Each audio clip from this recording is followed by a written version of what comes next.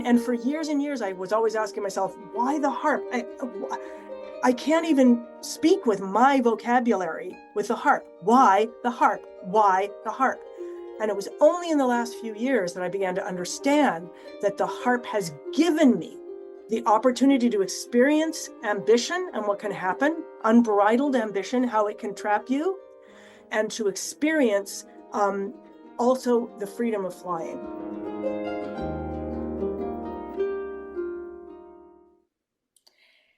Hello, Deborah. How are you doing? I'm doing great. And I love that we're meeting on the first day of the year. And I'm really excited about this particular, I mean, I'm always excited about every year because it's a chance to sort of start again and regroup and reiterate, reconnect. Absolutely. And I think for me personally, this is significant because you are the harpist that has shown me there's a different way to be at the harp. I always think that the harp is the classical harp with a big poofy dress standing behind this big imposing harp. I watched your TED Talk where you're talking about the DHC harp, and I was hugely inspired by that image and the possibility of what you can do with the harp. So for me, being able to have this conversation with you to kick off 2025, hopefully it's going to bring me and also everyone listening inspiration and into how they can show up at the harp. And I usually ask our guests to talk about their journey, but there's so much material about you already, including the TED Talk, which I'm going to put a link in the description. I'm going to ask everyone to check it out. But I do want to ask you a couple questions to talk about your career. I would love to hear some of your defining moments or events that has really shaped you and who you are as a musician these days. Yeah, I want to go back to a word that you said.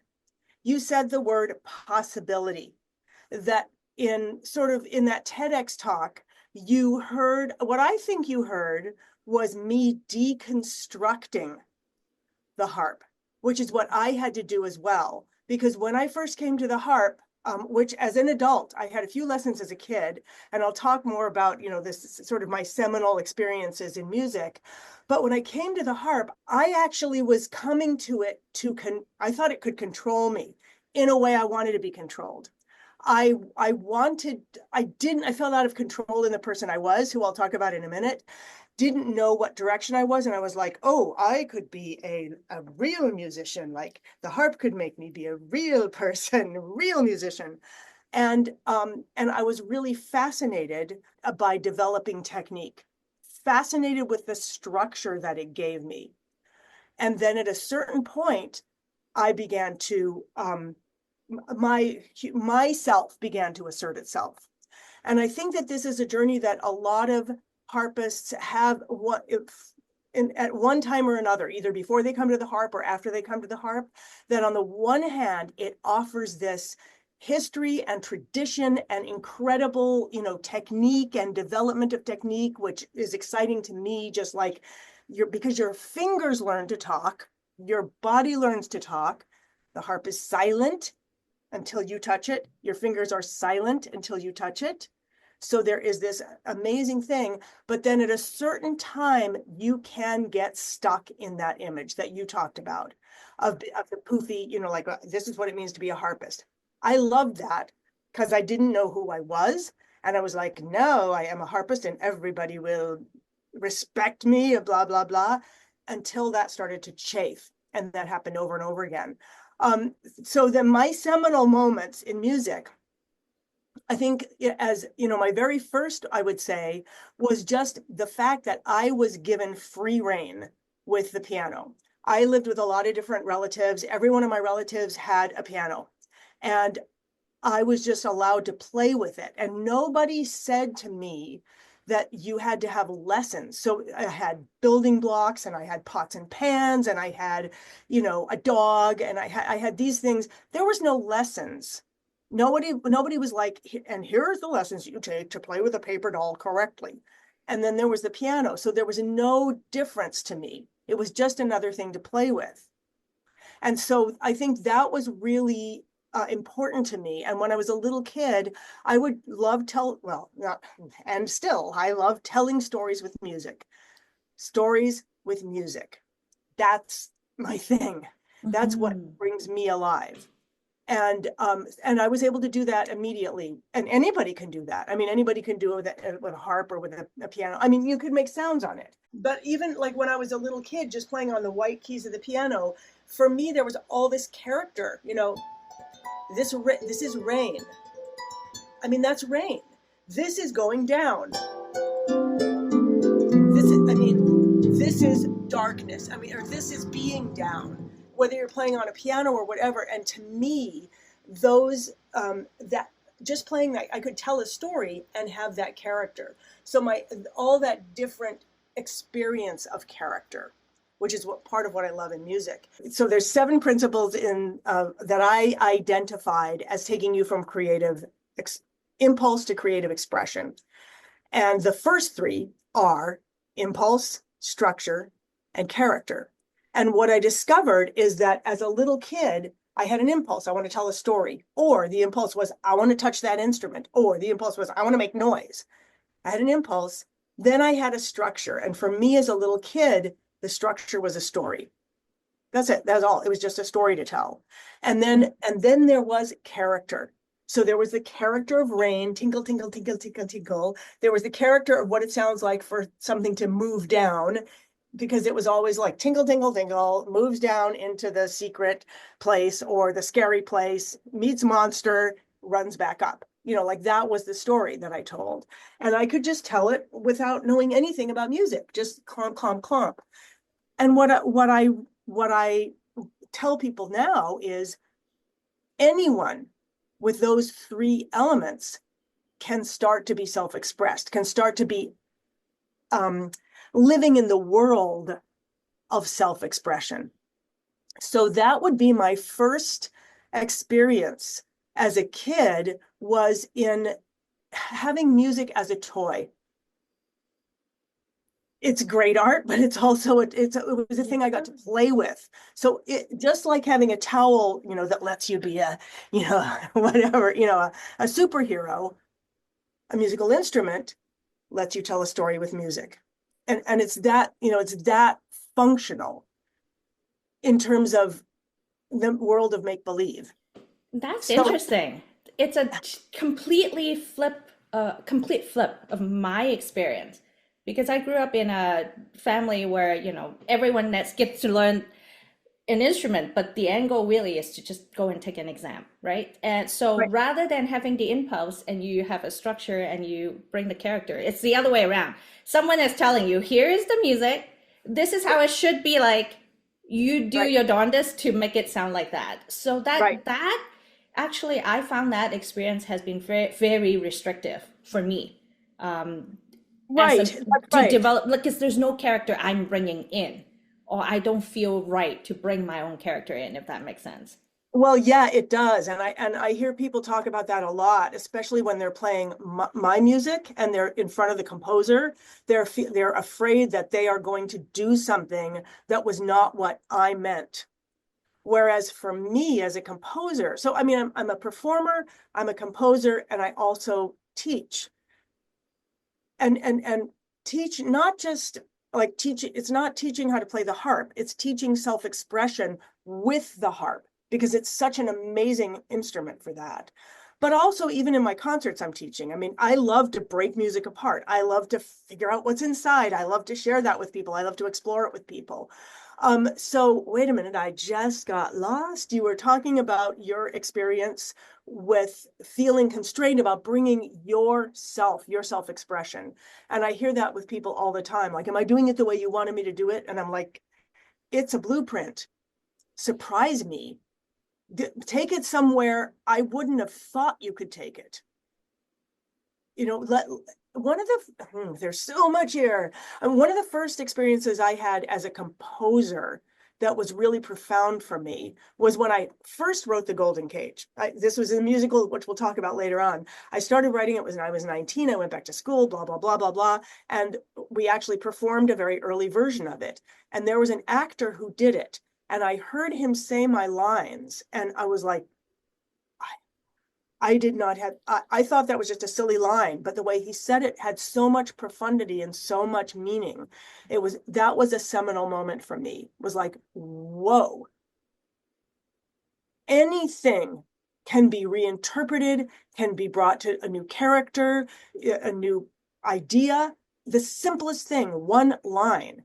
And the same thing can happen with music. It's a blueprint, but you have to be able to feel comfortable with it first. So you were asking me seminal moments. So the first was just being able to play with music. I'd say the second one was similar. It kind of goes back to what you're talking about. When I was 10, so that would happen when I was like, that when I was really little. And then I learned how to play the ukulele when I was 7, and that was really exciting because that was like 3 chords, and like I had the experience of 3 chords is enough. I had the powerful experience of enoughness. Like at 7 p.m. after dinner, it was not enough.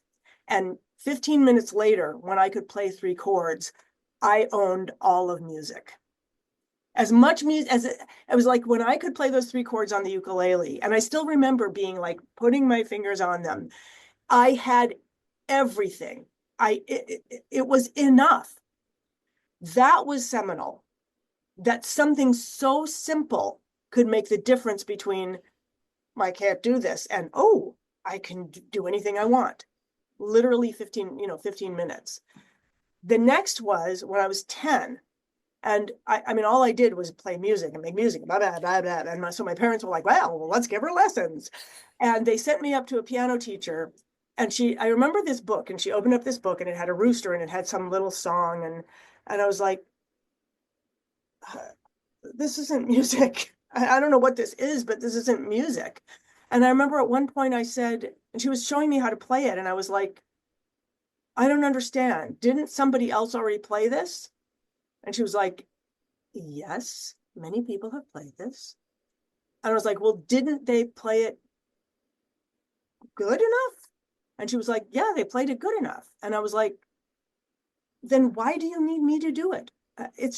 Somebody's already doing it. That's not my job. It's their job. My job is to do something else. So that was my impression of this. That music's already done. It's already written. It's already been done. I don't need to do it. And I remember going home to my mother, and I was frustrated because I just wanted to play this song. I wanted to play April Love because I'd seen Pat Boone sing it in a movie, and I wanted to be like Pat Boone because he was so cool. And I said, how do I play this? And I said, and I don't like, I want to play it now. Like I want to play it and sing it now. So how does this work? And she was like, okay. So we ignored all the written notes, and she said, I already knew the song. She said, see these notes, see these chords? You already know them from ukulele. There's like 3 chords.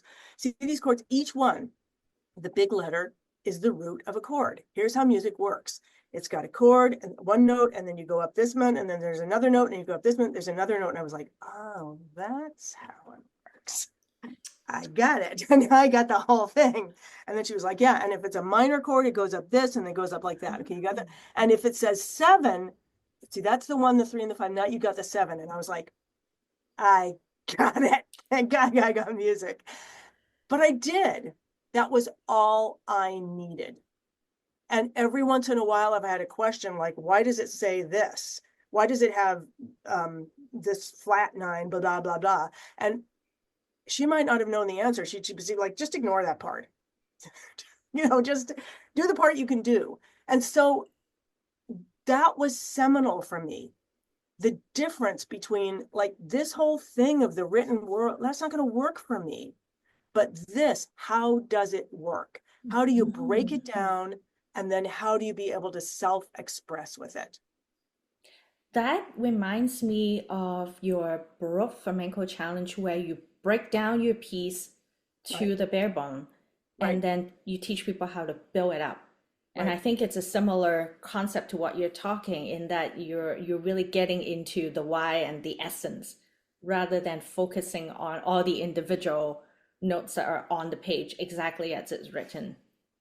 Yeah, and it's really interesting that you're bringing that piece up, because that piece was also a seminal moment for me once I started playing the harp. The basic melody is by Jean-Jacques Rousseau. It's in the public domain, and it was in a book called From Medieval to Modern. And when I started playing the harp, as an adult, I was given that book as to play from. But I also got a job playing background music. I mean, and I had to make a living, even though I could barely play. And that piece, I looked at the piece, and I mean, I was a composer. I was illiterate.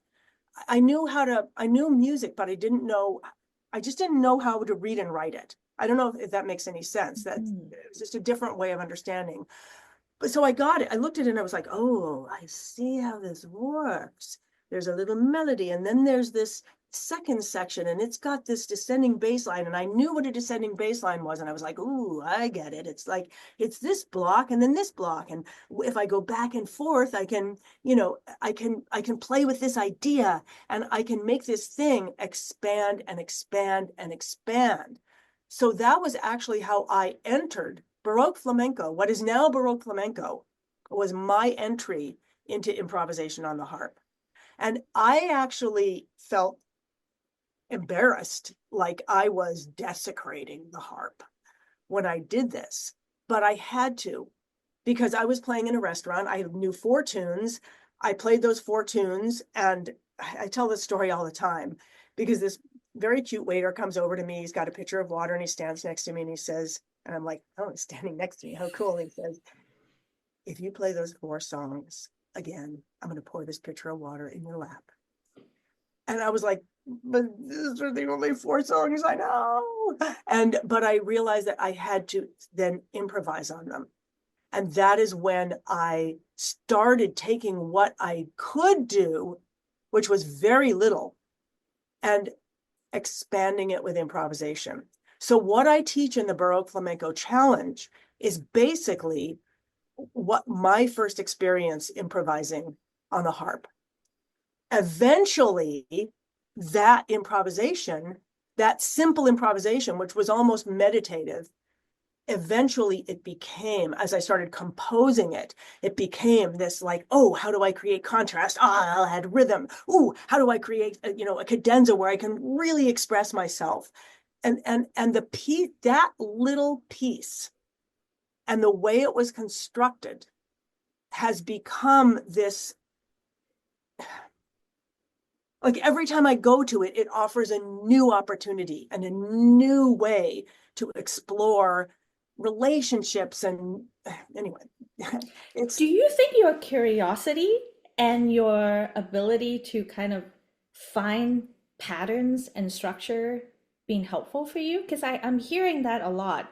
You're asking question. You're asking why it's happening, which doesn't happen very often, especially in young kids. I think like it's different. A lot of times when they look at a sheet music, they're just trying to figure out the note and then be done with it. Not a lot of them ask, why am I doing this? Why am I being asked to play something that 1,000 people have already played already?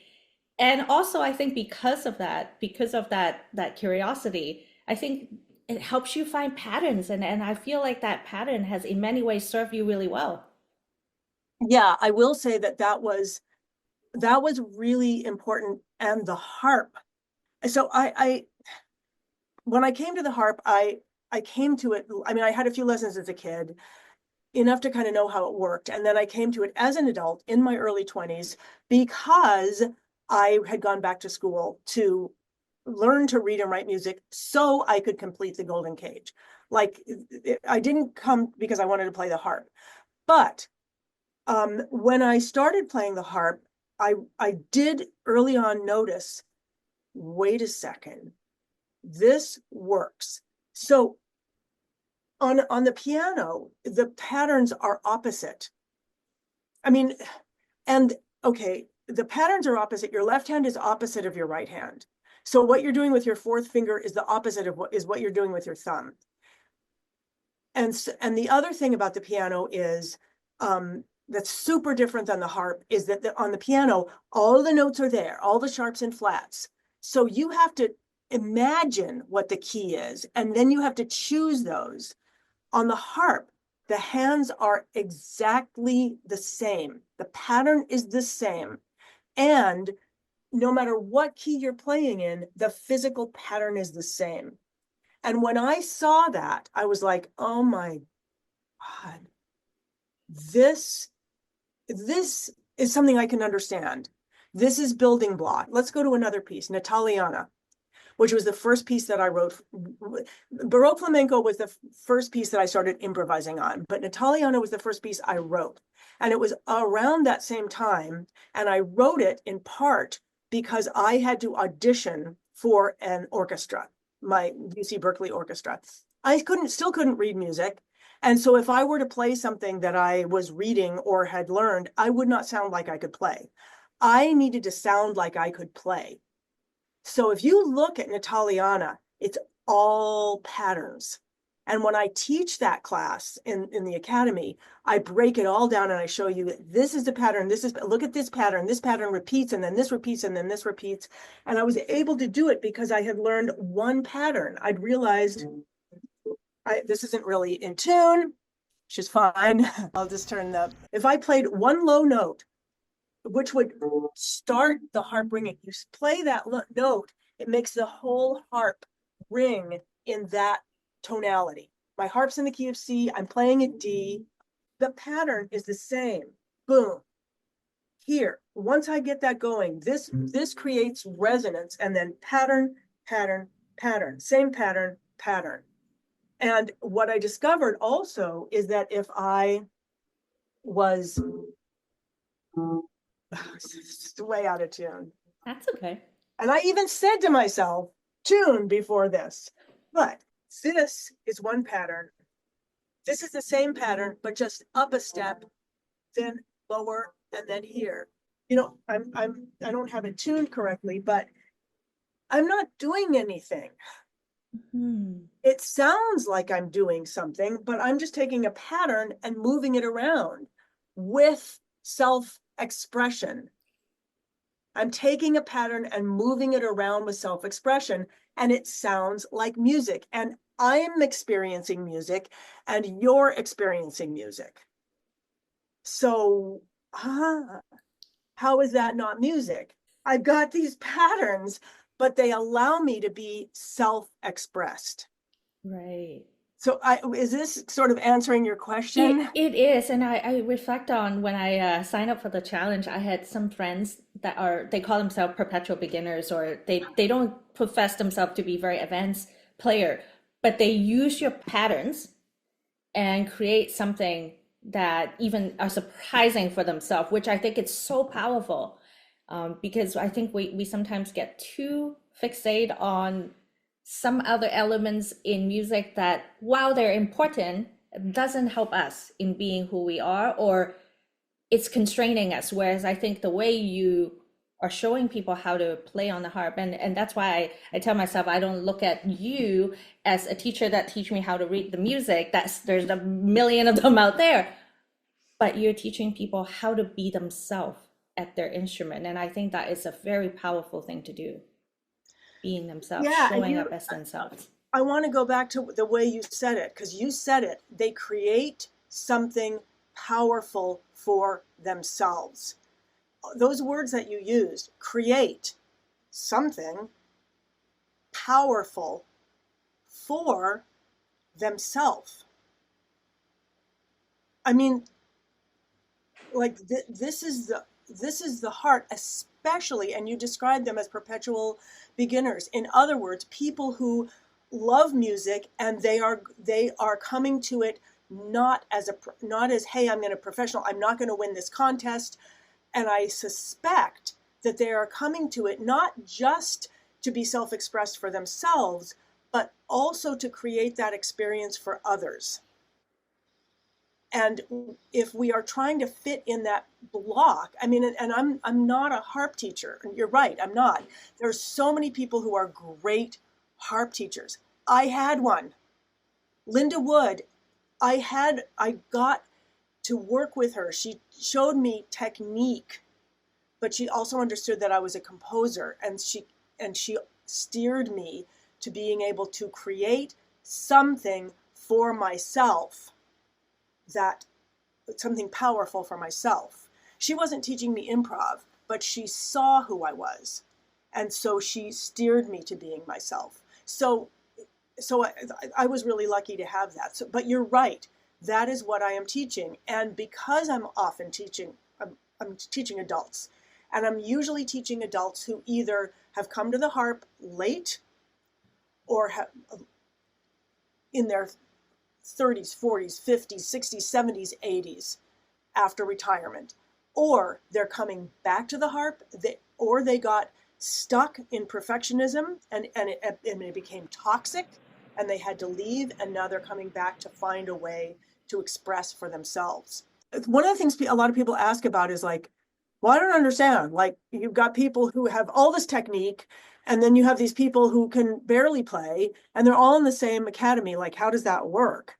And it works because everybody is working on their process. And they're working on exactly what you were talking about, Victoria, which is getting away from the sheet music, because you can get stuck in the sheet music, whether you've been playing forever or not. Finding the patterns that open things up for them so that they, quoting you badly, they surprise themselves by creating something powerful for themselves. And then what I discover is that as people in the academy share, then they start doing it for others. They start being willing to show up. They like one of the academy members, Carol Booth. She was saying that she goes to this meditation thing all the time, and there's a harpist who plays, and the harpist wasn't there one day, and she was like, "Okay, I'll do it. I don't know, whatever." And she just used what she'd learned in the academy, and she just was present with what she was doing, and it worked. And then she just did it again, and then she just did it again, and then she just did it again. And then she was doing exactly, she was discovering something for herself that was powerful, and now she was opening it up to others, sharing it with others, and making an impact, having that experience of having an impact on others. I think in our conversation, you have kind of indirectly answered my next question for you, which is, what does freedom on our instrument meant for us? And I'm wondering if you still feel the same way, about this sort of freedom with the instrument that you did compared to the time when you came up with this concept of a harp that you can strap on yourself and do whatever. Is that the same feeling for you, or has it expanded even more when it comes to what freedom means for you? I want to go to my notes, because I actually took notes to this. Sure. And I really love that you asked all of this. Okay. I'm very curious, if you haven't already figured it out. There's a thought that came to me as soon as you asked this, but I also want to see what I wrote about it. Right. Okay. So you asked, what does freedom with your instrument mean for you, and why is freedom important for you? This is what I wrote, but I'm also going to tell you something that happened recently. I wrote, freedom means that I am having the experience of whatever I'm playing, and that I am creating. And you're right. It's exactly what we're talking about. I am creating and experiencing it. That I am not trapped in the perfectionism of trying to do it right. And I'm not trapped into the ambition of trying to achieve it, but I am actually doing it in the moment right now, as I am, the way I can do it right now. That's what freedom means for me. And that is what I am teaching in the academy. So I'm going to turn this on again just to show you something. So something as simple as,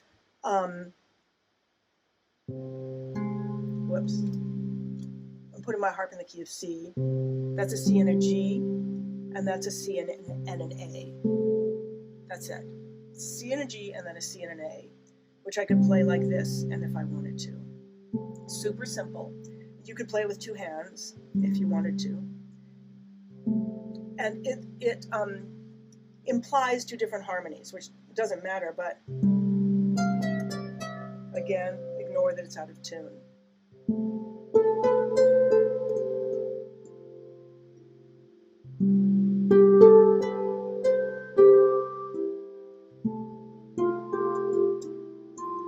So what do you think you see me doing? It looks very intentional, but in a very, um, how would I describe, what is the word I'm looking for here? I think I'm looking for um, in the moment, because I feel that you were very connected with the Mhm, instrument. mhm. I felt that your hands were moving intentionally on the instrument, but you were not like, there's obviously no sheet music around you. So you were Right. following the music almost. It's how I Yeah, feel. yeah. And so I was following an idea and a concept, and these are the ideas and concepts that I try to teach, or I Hmm. teach at the academy. So there was one idea, which is here's a harmonic pattern. It might not look like a harmonic pattern, but it is, just because it goes from C to G, which implies the chord of C, implies it. And then it goes from C to A, which implies the chord of F. But I didn't know that when I first created the pattern. All I knew is one thing stays the same, one thing moves. CG, CA. That's it. That becomes, it's almost like a, that's it. So it's a simple thing. It's a thing. Okay. Once you can go la la, la la, then la la, da ga da, la la, da ga da, la la, da ga da ga da la. Then I'm not thinking about what I'm playing up here. I don't know what notes I'm playing. I'm playing shapes. I know as a lifelong composer and mess arounder with music that if I create, even if I just played a C down here, but if I create that pattern down here, it is going to create a structure that has a bass and an accompaniment. It's just one note. The bass note never changes. The accompaniment goes from G to A. That's it. Implies a harmony. Then I can play any melody notes up here, and they're just riding on that. And this is where the harp is. For years, I asked myself, why do I play the harp? I don't get it. I can't be chromatic. I can blah, blah, blah, blah, blah, blah, blah. It gives you absolute freedom if you do that. Any note, any single note you play up here, no, you don't have to pick the right note. It could be any note. You can move it around. Doesn't matter. It's going to fit. So I could have just two fingers.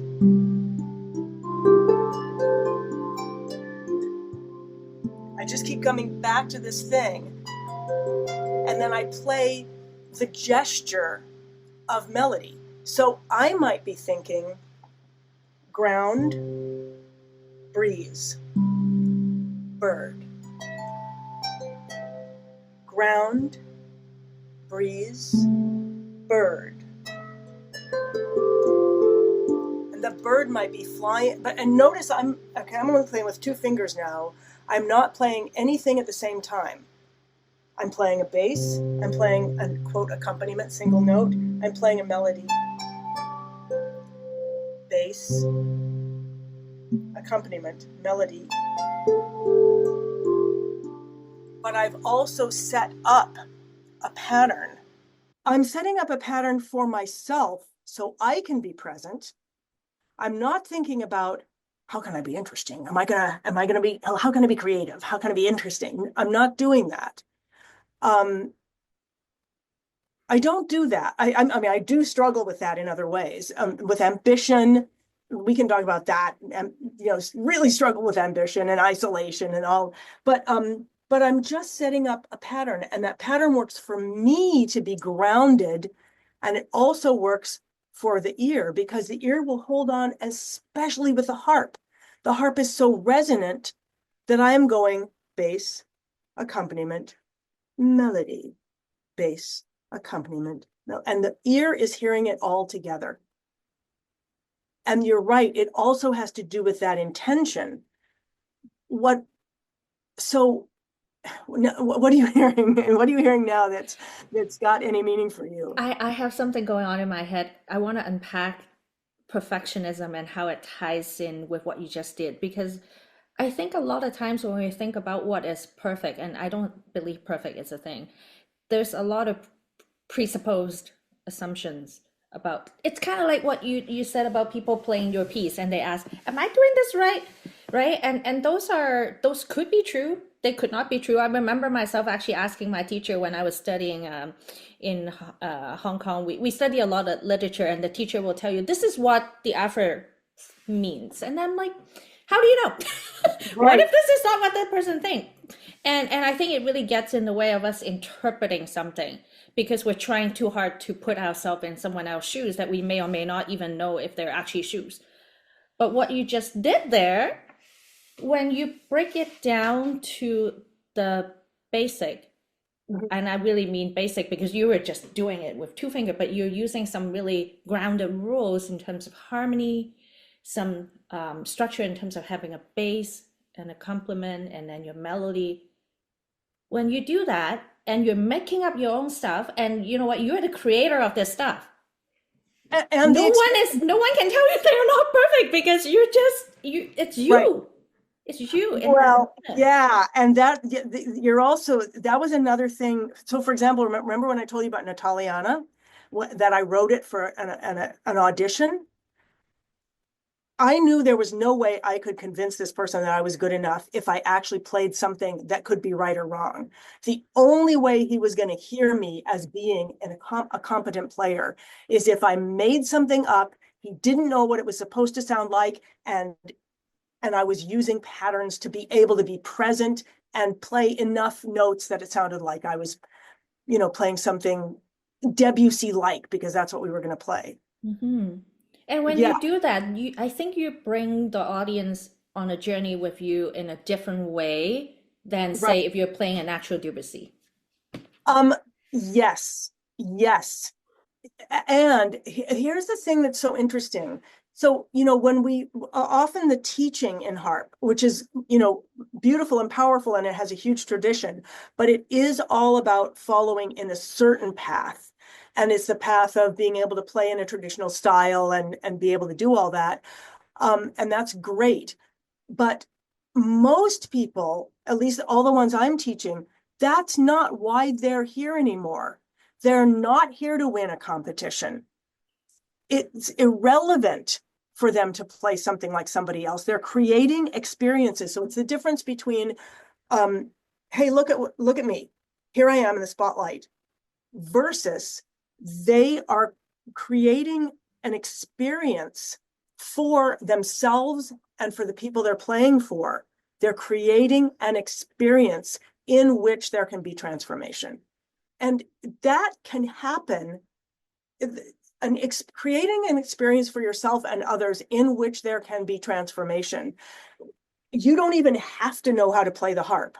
So I've just put the harp in, I put it all down in E flat, and then I raised my D's and my G's, and then I raised the C's up here. Just now, a harpist who hasn't been playing very long will have trouble doing this, because they will try to do it right. They will think that they have to do it in a certain way and that they have to hit a certain note. But a person who doesn't play the harp will just, whoa, oh my goodness, whoa, this happens. And they will start telling a story in their head. And if they were to start telling that story, it would probably be some kind of I'm on a boat and I'm sailing and there's no water. This is just, I've created a wave in the air and here I am flying. So creating an experience in which there can be transformation can be very, very simple.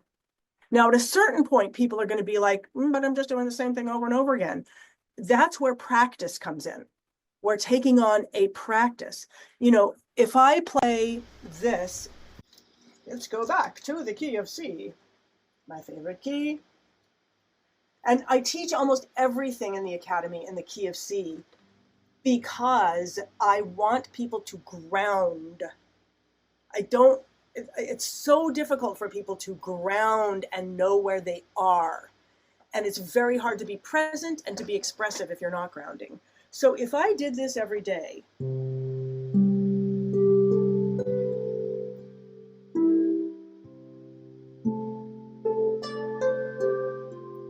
if I did it every day for 5 minutes, I put on a timer and I did it for 5 minutes. In about 3 days, I would make a mistake at some point. And I could fix a mistake, or like,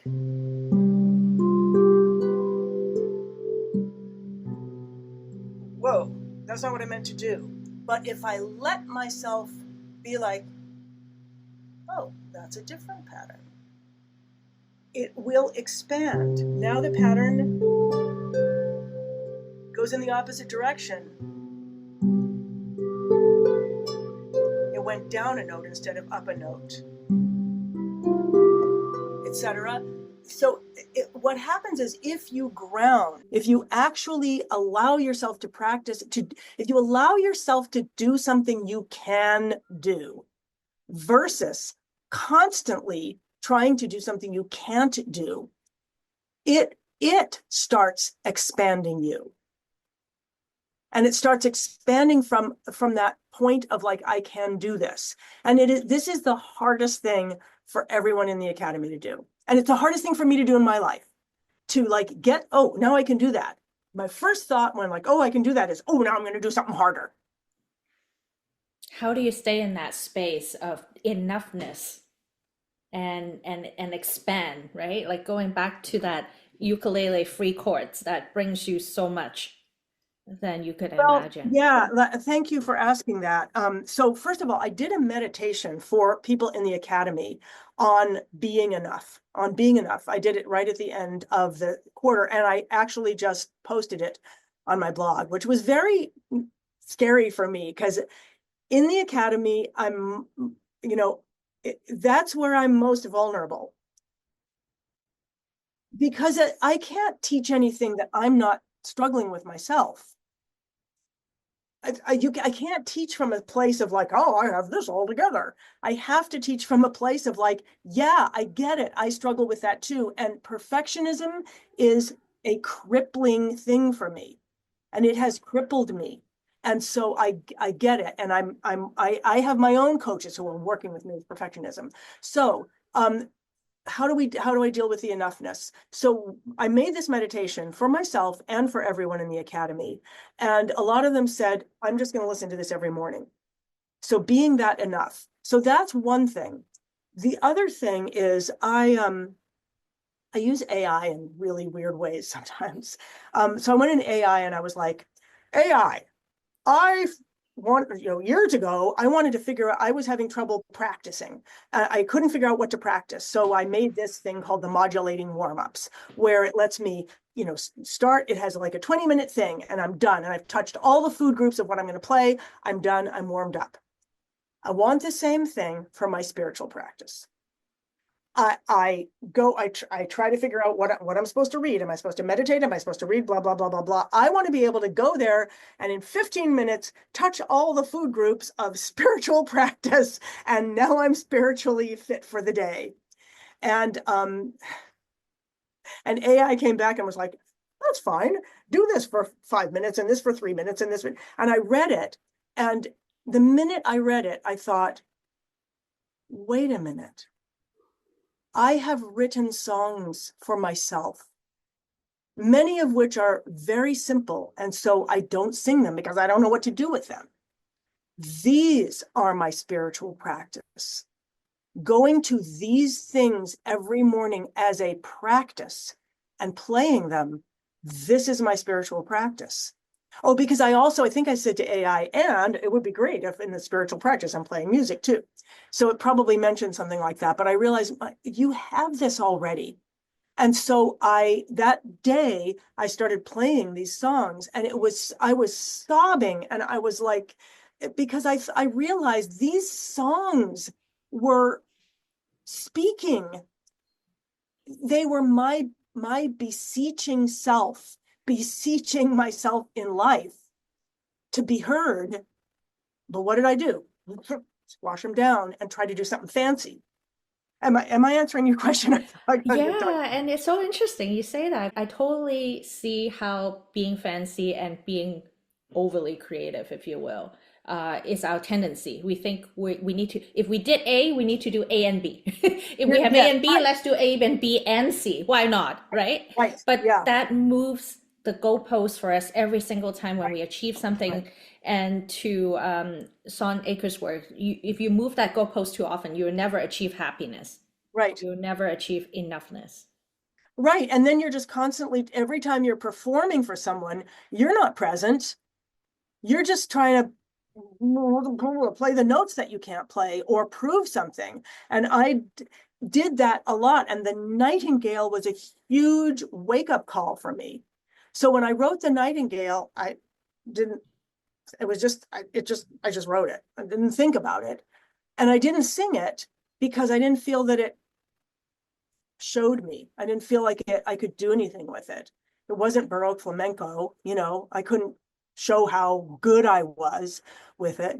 And I had a friend, a guy named Johann Vogel, who's a harpist in Germany.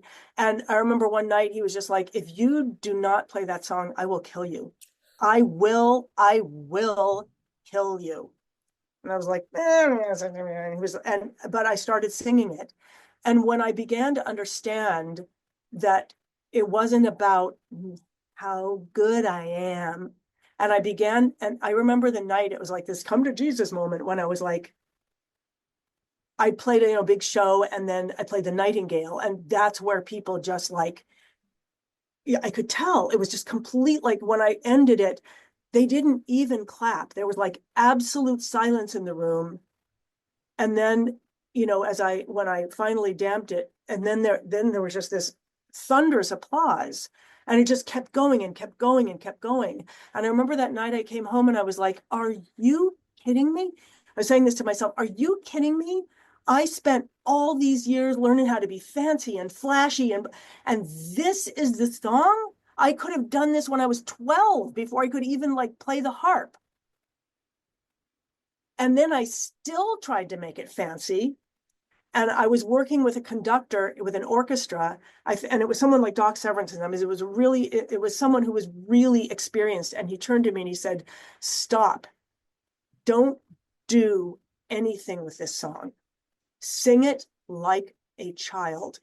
And he was basically saying, get out of the way, get who you think you're supposed to be out of the way, and just sing the song.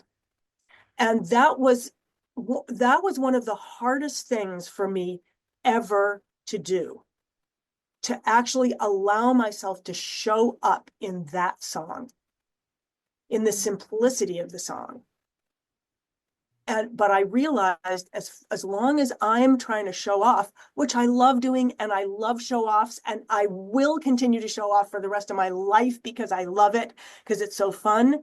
But I get that it's fun for people to watch, but where I'm touching them, where I'm opening up some doorway that I don't even understand, is in that song and in just things that don't have, where I'm not it's not about technical proficiency. Mm-hmm. One of my favorite ways to kind of dig into my spiritual side, if you will, is waking up on a Friday morning, listening to you and Kathleen talk at Jung and Harp, because of the time difference. It literally is when I wake up. So I would be in the bed, pick up the phone, and then I'll listen to you talk. And what I really enjoy about a conversation like this, and I don't think there's enough in the harp world, is you're talking about things that are happening away from the harp that plays equally as an important role as what we're doing on the string. And We're talking that about is so important. Yeah, we're talking about self-expression and everything that inhibits us from self-expression. Because the harp, one of the things I love about the fact that I can wear my harp is that it becomes an extension of me. I feel like a centaur, or I feel like an animal that's not just one thing, but now I've got a new voice. My hands have a voice. My fingers have a voice. The harp is silent until I touch it. My fingers are silent until I touch the harp. This is the vocal cords of my hands. And if I am not, if I'm not self-expressed, I'm not going to be self-expressed with the harp. Mm-hmm. It's an extension of us. And I mean, this is what Strings of Passion, creative resonance. Every quarter in the Academy, we're looking at a different concept. In the beginning of the year, it's creative resonance. It's everything you're talking about. It's the all the fundamental principles of self-expression, whether you are using a harp or you are using something else. It's the fundamentals, because if you don't have a connection to the fundamentals, it's not going to come out on the harp.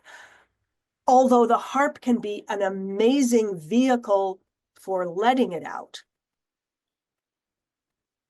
You're not going to be able to impose it on the harp, but you can take on a practice that will open it up. So I talked about the first three principles: impulse, structure, and character. And then I talked a little bit about roles, because I talked about bass, accompaniment, and melody.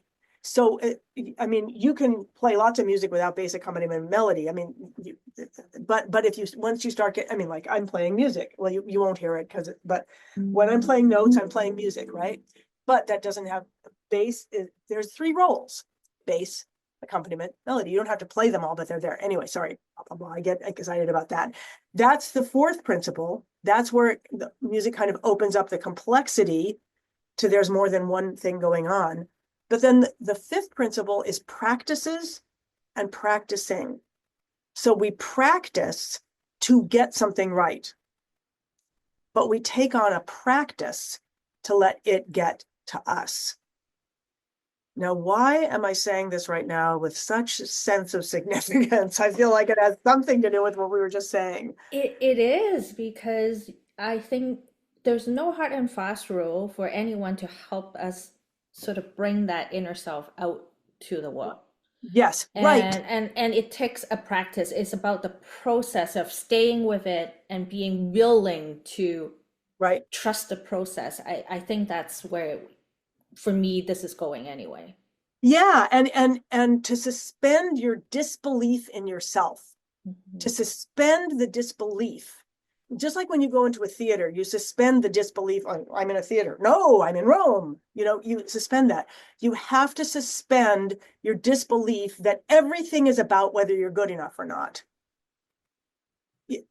That's not, it's not gonna, that's just isolating. Mhm. It actually, I mean, we can talk about the golden cage later, but that isolation becomes the golden cage in which you cannot even see that you're in a cage. But and one of the most difficult things for people that I think is to have them actually take on a practice of doing something they can, like this thing, let it expand, let it show them, and feel grounded in it, and Mhm. allow it to expand. And I say to people all the time, don't try to be creative. You are creative. You Mhm. are. You don't have to try, but you can set up certain patterns and certain practices that will allow that creativity to get comfortable and then start flying out and then start actually being part of who you are. And that's what I hear Academy members say as well. They when they talk about their experience of when they finally kind of get it, they'll be like, "What's so simple?" But it's very difficult to get to that. It's so simple. Mhm. Am I I want to, talking about what we talked about? yes, and I want to get to Golden Cage because I really enjoyed it with my family, by the way. Yay. But before we go there, I do want to mention hipharp.com, right? That's the Right. academy. Check it out, because at some point, I'll tell you, as a harp learner, there's only so many sheet music you want to play, and then you've done it. You're like, okay, now what? I'm looking for the next one. Well, when you feel that you have reached sort of that limit with the sheet music, I think hip harp is the place to go, Aha. because as much as you use sheet music, you're really teaching people not to use sheet music, which I found fascinating. And it's a very different experience than working with a teacher on the, Right. how to pluck a string and how to Right. read music. And there is a part of me that has passed that point of, what is the next song I can play. now I'm really wanting to create my own. And I think hip hop is where you can teach people how to create something that is true to themselves, not just Right. some random things that you put up there, but there's an intentionality behind it. There's a self-expression. I love that self-expression that you're Thank you. And teaching. I love what I love what you're saying. I want to say hip harp, hip as in cool, harp as in the instrument, has nothing to do with hip hop. Um, yeah, and you were talking about, first of all, it is learning how to pluck the strings. It's important. It's like you never want to not go through that because you want someone to show you, how does this work? How do you get relaxed with it? How does it actually work? So that having that teacher is important. But as you were talking and you were saying, where do I go next? Part of me was being like, ooh, you can already play these pieces. Let's see where you can take them. Let's see where you can.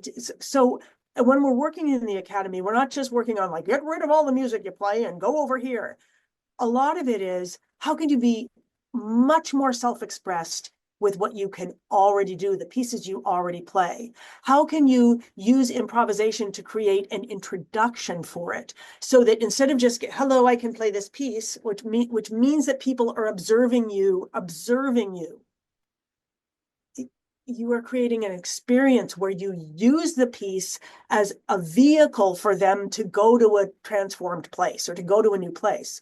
So the same piece that you may have played, maybe you play Claire de Lune or something, without even playing the whole piece, you can create a whole experience for an audience out of it. And learning how to take what you already have and expand it, both in terms of self-expression and even in terms of improvisation. To me, that is one of the most exciting things that you can do. You don't have to leave behind. Everything you've done, whether any piece you've learned is this incredible opportunity for expression and story and improv. Any piece, I don't care whether it's Twinkle Twinkle Little Star or it's the Debussy dances or it's the Handel harp concerto or it's the Nightingale. Is this I making love it because again, I think I glue my eyes to the sheet music and I recognize that is a detriment rather than a help. And I remember how many times when I cannot follow the sheet music and I don't know what to do, and I literally would just fall apart, stop? right? And that Oh, is not a nice feeling. I'll put right, it out right, there. But I think if we're able to improvise in the moment, right, even right. it will be Yeah, a different experience, not just for the audience, but for myself. Not that I play right, for a lot of people, but I think about the difference you can make. Or even the fact that you're doing something perhaps like a Clair de Lune and you're taking a little bit of motif here and you expand it into something unexpected. That is right, something that is going to leave an impression on right. others, I think. And it may be unexpected for you as well. Could and be. and it keeps going to this, it keeps going back to this idea that of an experience, Mhm. an experience. um and I'm going to tell a story now, and I always feel kind of bad telling this story, but I was working with Shelley Fairplay, who's a wonderful harpist and also has an academy where, in addition to improv, she does teach people how to play how to like read the music and play the notes, so you get the whole food group. If you're, and many people are in her academy and in mine. But first, she came to me to build her first show. She had an experience in her life, and I bet everybody has something like this. There was a moment in your life when something happened in music that was so powerful, and you wish you could share that with others. I don't know if you have that, Victoria, Mhm. but I mean, I do. Like the first time I heard La Mer, uh, I was incapacitated. I was 10, but like, oh, I didn't know this was possible, that I could hear a story that I don't even know the words to, and there's no words there, and I'm experiencing it. So for Shelley, it was one of the moments was in a Beethoven piece where there was all this Sturm und Drang, and then this little shepherd's pipe tune came out of it. And she wanted to share that with her audience. And she was like, I don't know how to do it. Like, do I hire an orchestra? Do I bring in Beethoven and, play it on a loudspeaker? What do I do? And I said, so what's the experience that you want the audience to have? And the experience that she wanted the audience to have was this simple, beautiful tune coming out of this storm. And so I said, okay, well, and I just realized like why I realized that this came from my work with Tony Montanaro, who was a mime that I went to study with self-expression with. Anyway, but I'll just play you. So what I did is I said, well, okay, how about this?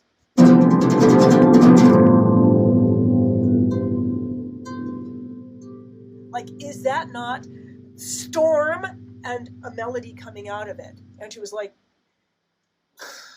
it's not Beethoven's beautiful thing. And I was like, okay, but what if you tell the audience, I wanted to give you the experience of Beethoven. I wanted to have the Beethoven orchestra here, and I couldn't. And so when I go like this, please hear Beethoven. I'm going to play that, but I want you to hear Beethoven. But I'm going to be playing it with the kind of feeling. And then when I play this,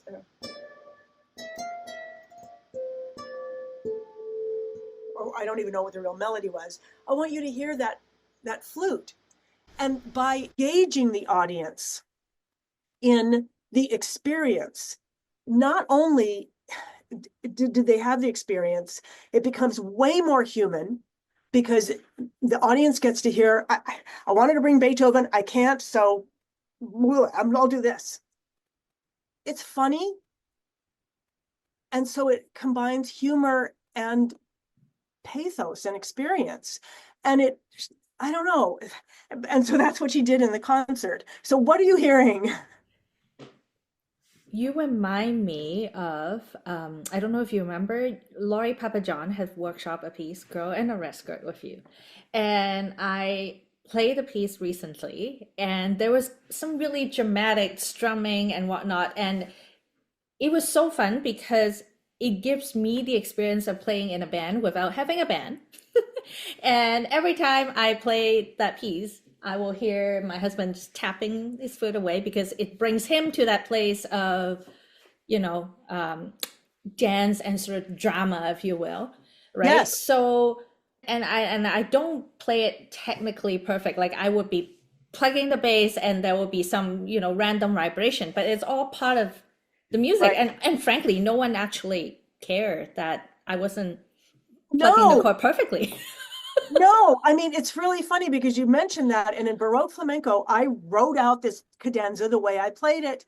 But it's all, that's just because I wrote it so that I could remember and I wouldn't be searching around for something. But it's really just, I wanted to have the experience of being a flamenco dancer without having to learn to dance.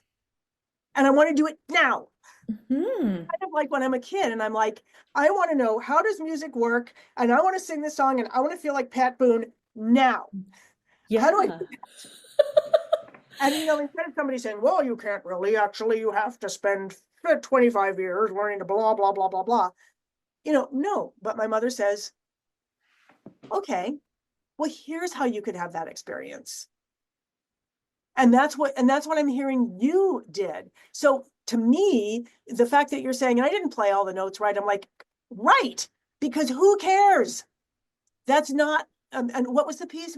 This is Girl in the Red Skirt. So it's inspired by Baroque flamenco. So it has a very similar flair to it. Okay, great. Right? Good. Okay, good. Yeah. So I'm hearing that what you did was it's okay. This takes me back to Star Spangled Banner. I did a version of Star Spangled Banner for the 4th of July a couple of years ago. And I was like, I'm going to go listen to Jimi Hendrix Star Spangled Banner, and I'm going to find out exactly what he did, and I'm going to play it exactly how he did it. And I go, and of course I can't, and I can't, blah, blah, blah, blah, blah. And then suddenly I'm like, wait a minute. He's just illustrating the words of the national anthem. He's literally, and the rocket's red glare, he's just making the sound of rockets.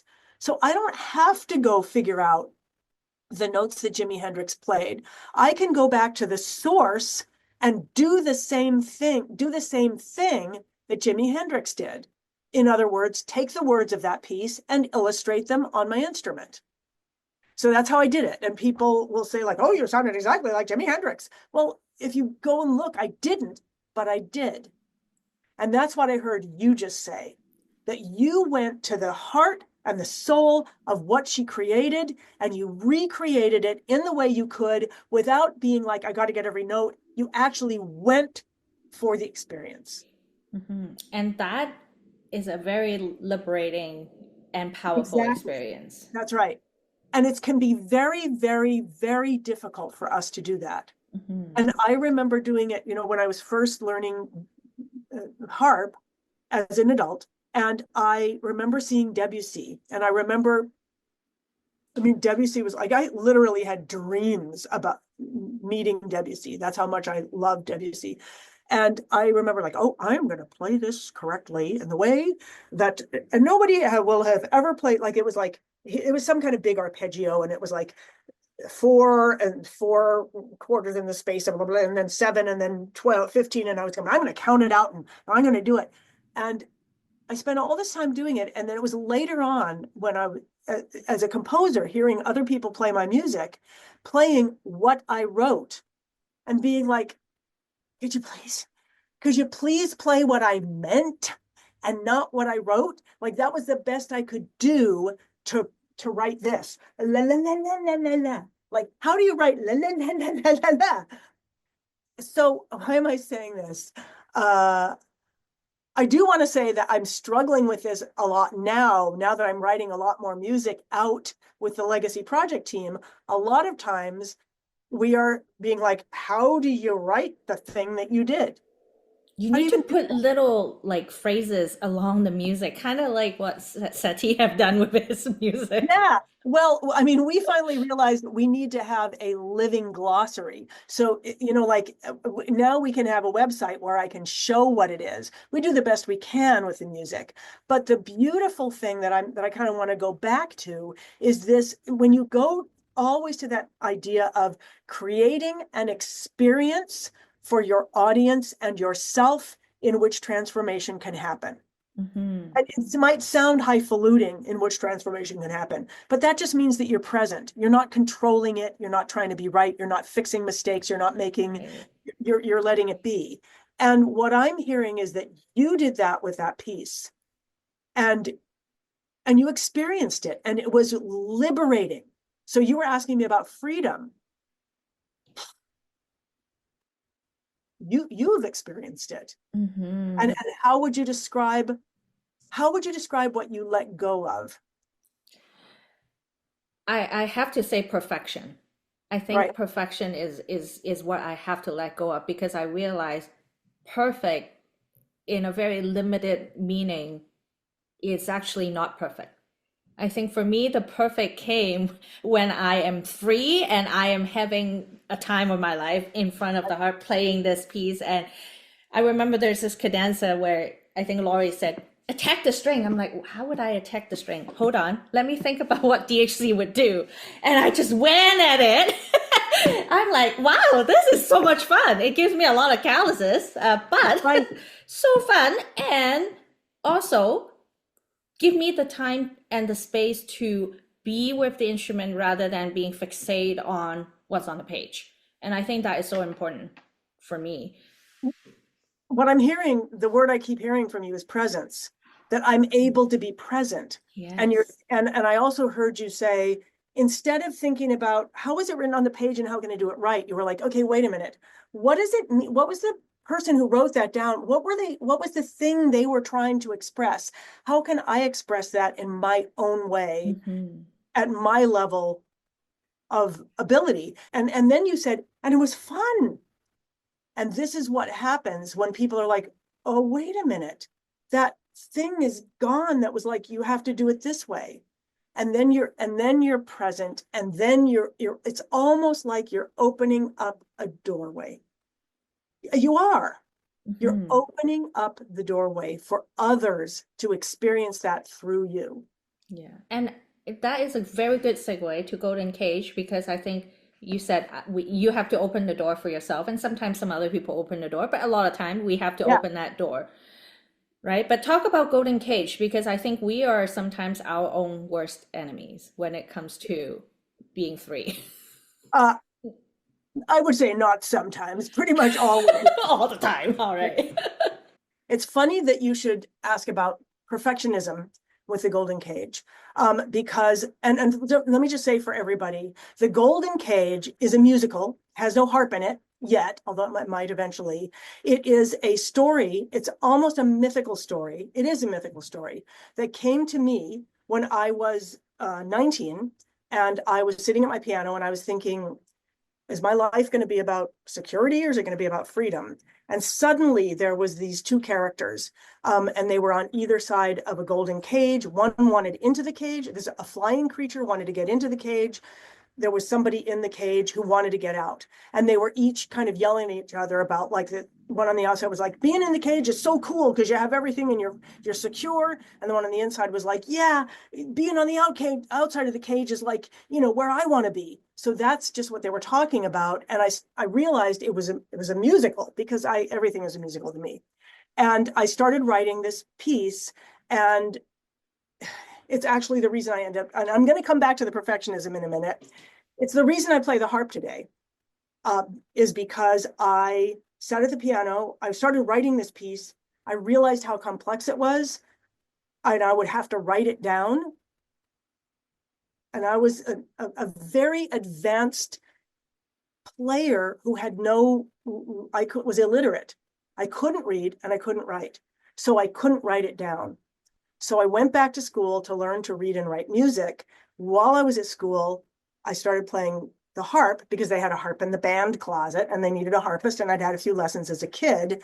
I got very interested in the harp and I realized I could make a living with the harp.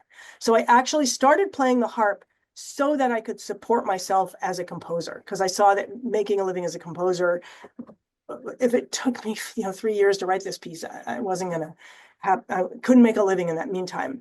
So they're related to each other. I later discovered that the harp itself could be a prison. And even later, I discovered that it could become freedom. And so the harp actually ended up allowing me to experience everything that I needed to know in order to finish this play. Now, I did finish it once when I was 26 and performed it, but I didn't know what to do with it. I thought if it was really good, it would be on Broadway like that. I didn't understand. So then I went off and I have this life of playing the harp. I got really interested. I got interested in jazz. And then I got frustrated because I started touring internationally and I couldn't carry my harp around. The whole TEDx talk is about that, about discovering that freedom through reinventing the harp. But and for years and years, I was always asking myself, why the harp? I can't even speak with my vocabulary with the harp. Why the harp? Why the harp?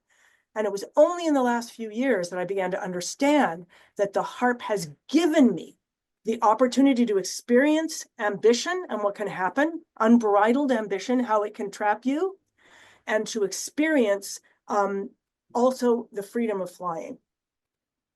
And also all the themes that are in the show. So I may be going off on a tangent here. We're talking about perfectionism.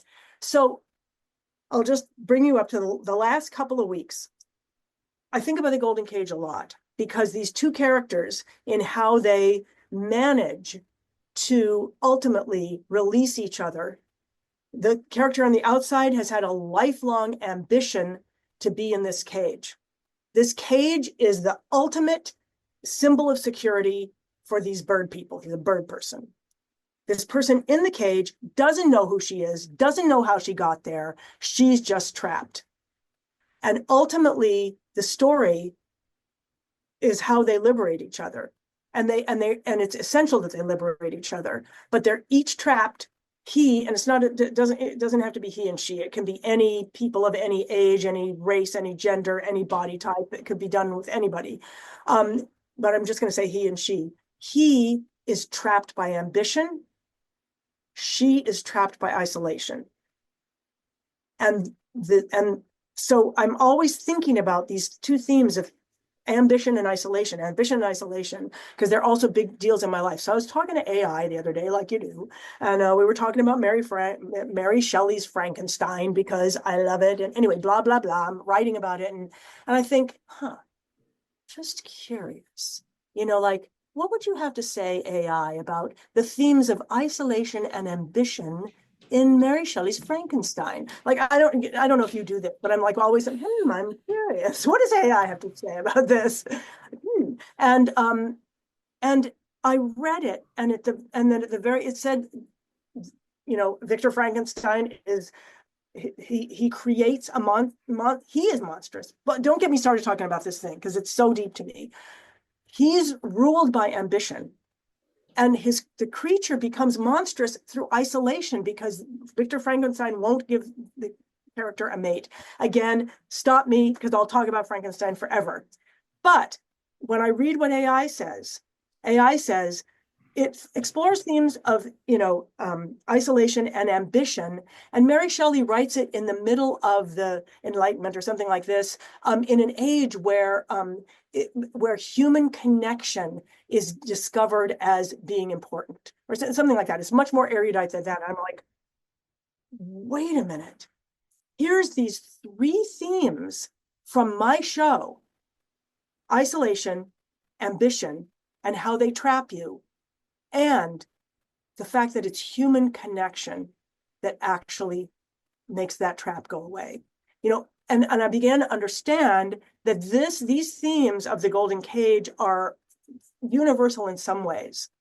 So that takes me up to like last week. So day before yesterday, I wake up and I'm like, oh my God, perfectionism is the cage.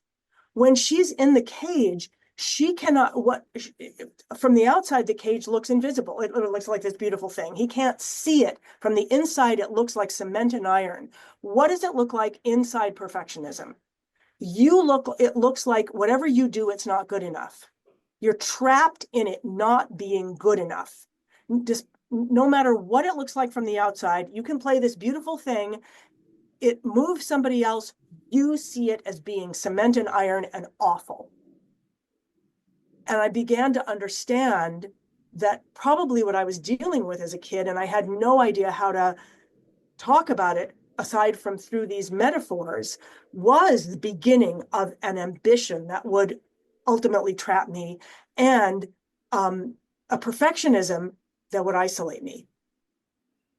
And so, and that it is human connection that makes a difference. Do you think human connection help reframe that perfectionism or give a different definition to what perfect looks like?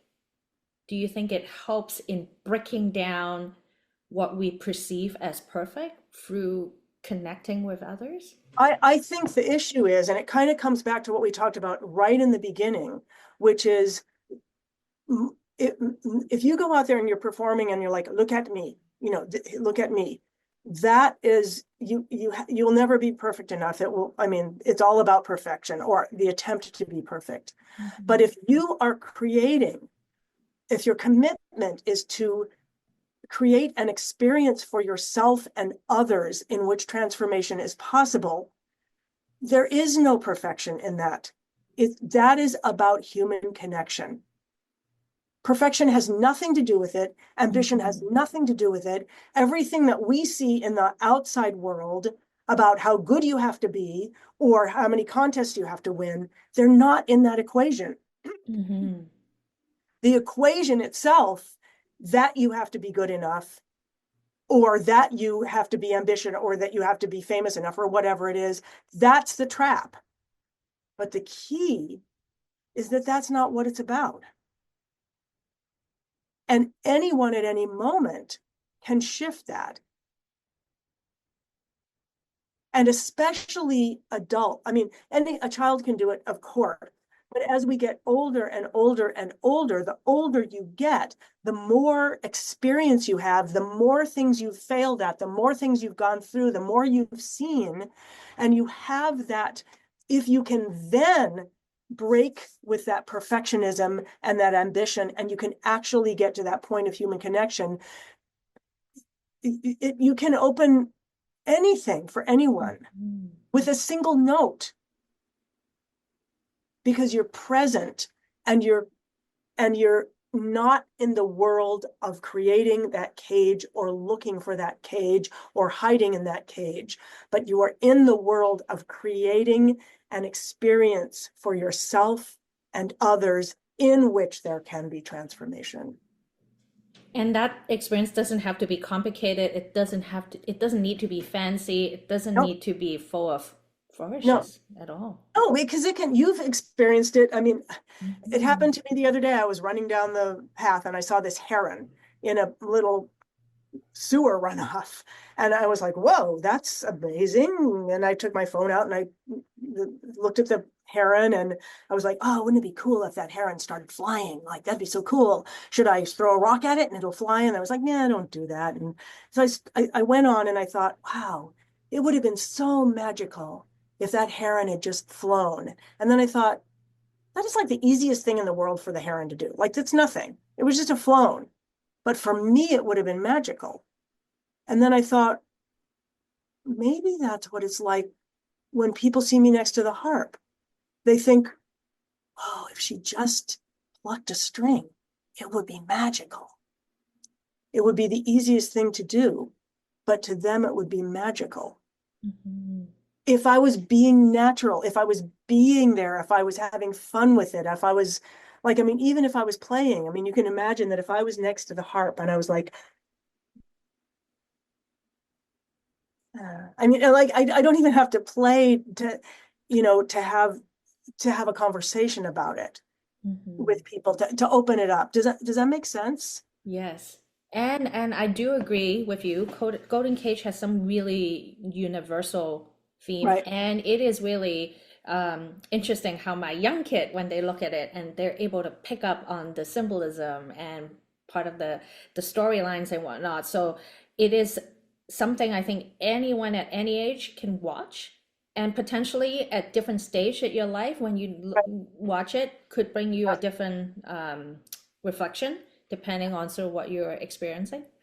Well, yeah. I mean, I wrote it, I started writing this story or discovering the story when I was 19. And I I am still discovering.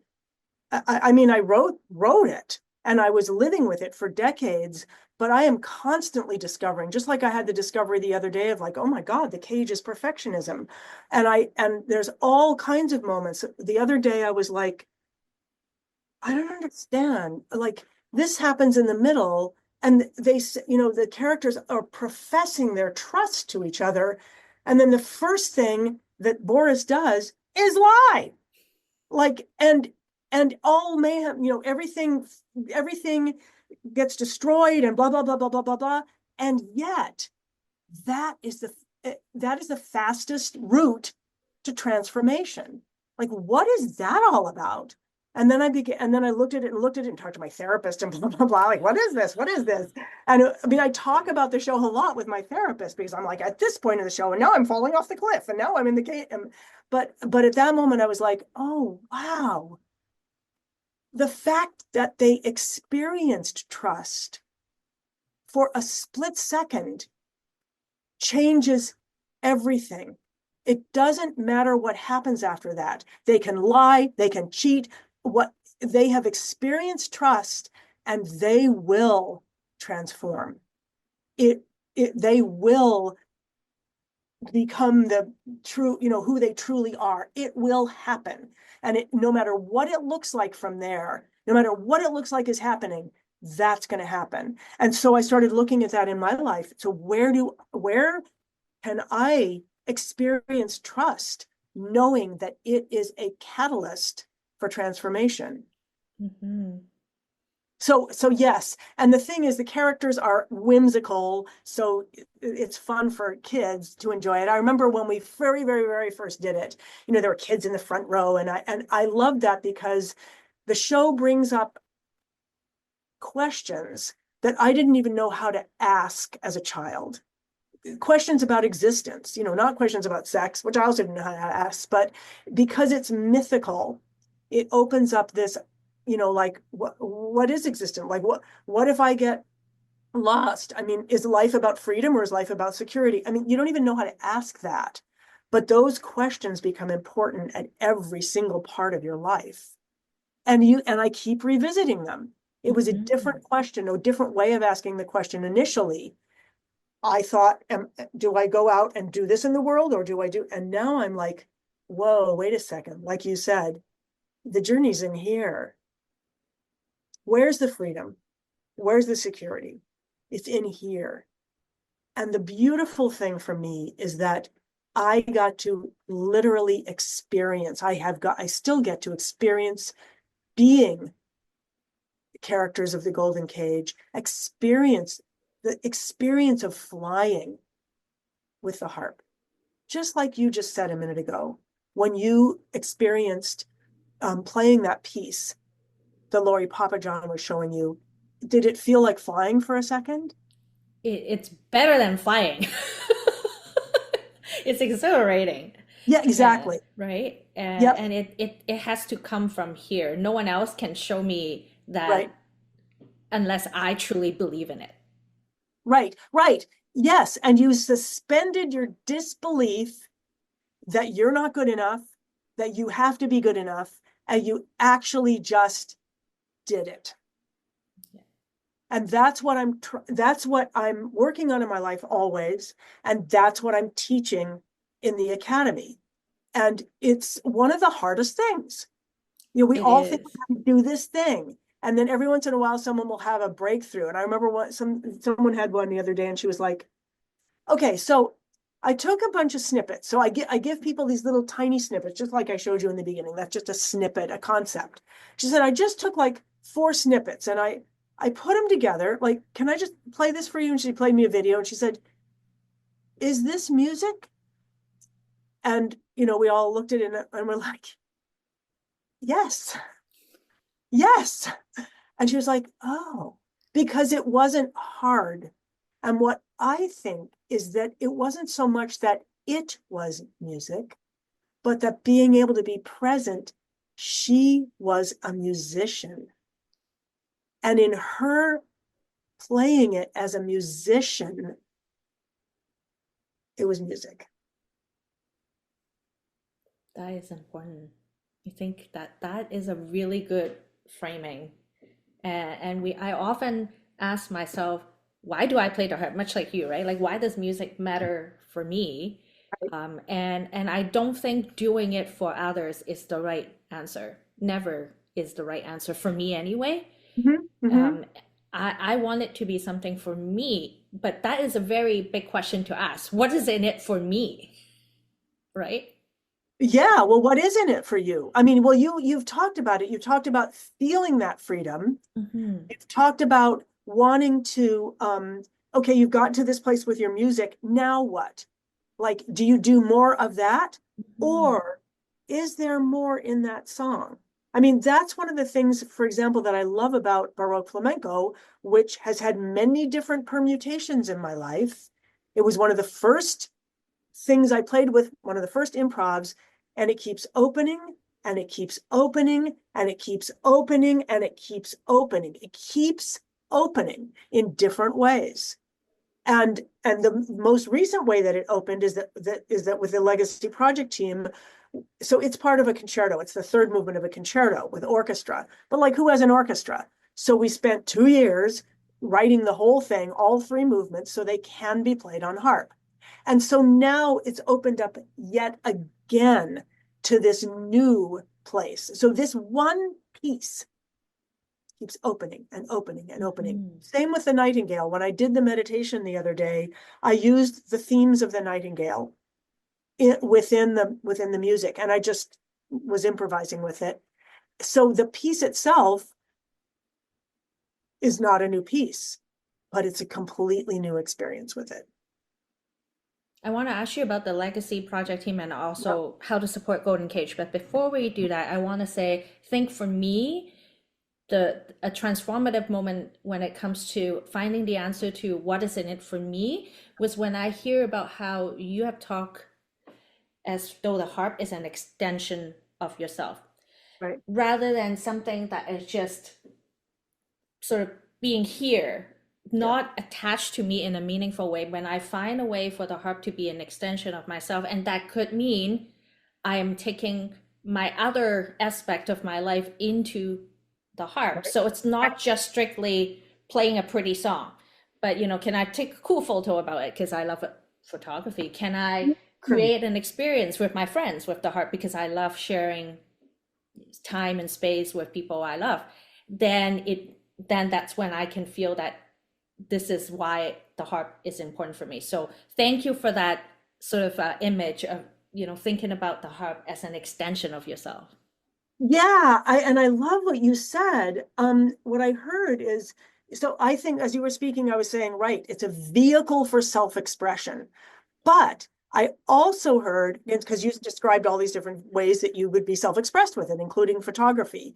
But I also heard it as a vehicle for human connection because you talked about playing for your friends. And I just realized just in this moment that this is one thing I've also been hiding from, which is that's right. It is also a vehicle for human connection.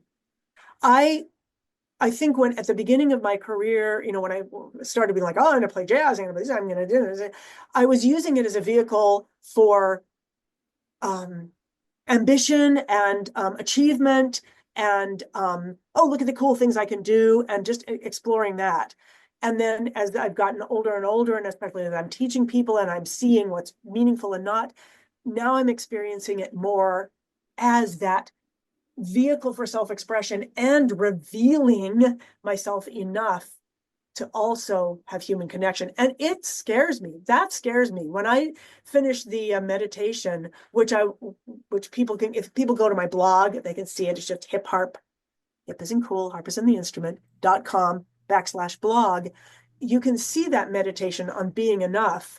And you probably can't see, because I think they faded it out at the end, that there's this moment in the end where I've been in this connection place.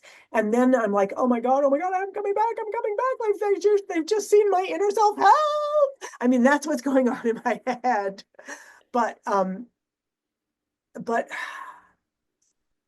but what I really love about what you just said, what it revealed for me is, Deborah, you chose this instrument, and there are so many whys that have nothing to do with why you thought you did. And this is just one more. Because right now I'm really working on vulnerability, and I'm working about being on beating perfectionism, and I'm working on opening myself to human connection more. And what you just said made me realize, like I think all people in the academy at some point realize, oh, it's in my hands. The magic thing is right here in my hands. And I think when you open up and connect and you invite other people to connect with you, more often than not, you find more things similar with each other than Yes. differences, Yeah. which is Yeah. very Yeah. powerful.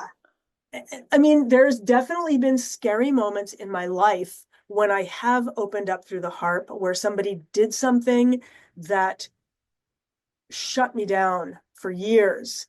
When I was developing one of the pieces, it's hard to find this piece. It's called Catcher in the Rye, but it's this really, really powerful piece that I do with symphony orchestra and with timpani solo, and it's really powerful. And when I was first developing it, before it was shaped, I played it, and just in a rehearsal, and a girlfriend of mine was in the front row, and she went like this, and the whole thing, all she did was one little face, like, and the whole thing died. It died in me for probably 10 years. And I just want to say that is a really important part of this. And this is also a really important part of the academy, is having a safe place to be able to start going out vulnerably. And because in the academy, people aren't showing each other, hey, look at the good, cool thing I can do. It's not social media. People are showing, here's my this is what I'm struggling with. How do I do this? Or what do you think I just did that here? Like, so when people, so the academy, the chats always work a certain way. The academy there's classes where you get skills, but the live part is there's these chats or master classes every Monday.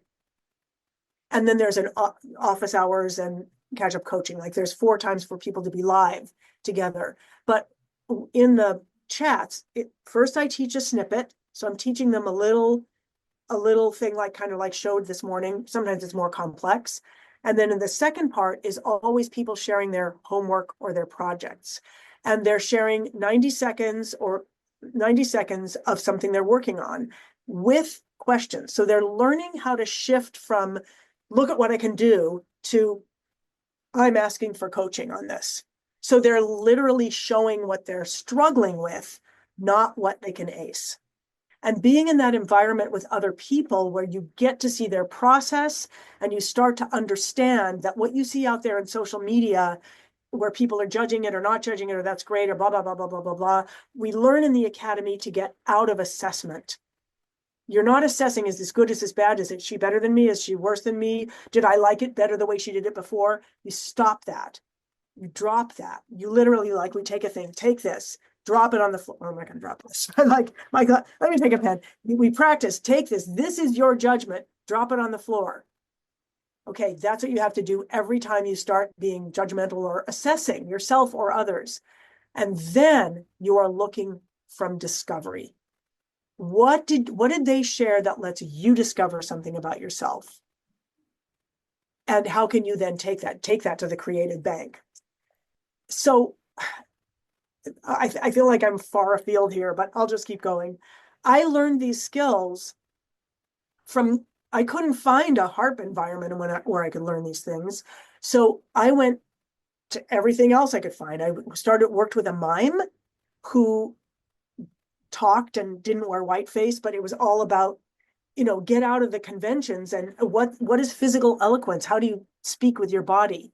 And I took my harp to him and was like, help me love this thing, help me move this thing, help me stop being behind this beautiful thing where I feel like it's always more beautiful than me.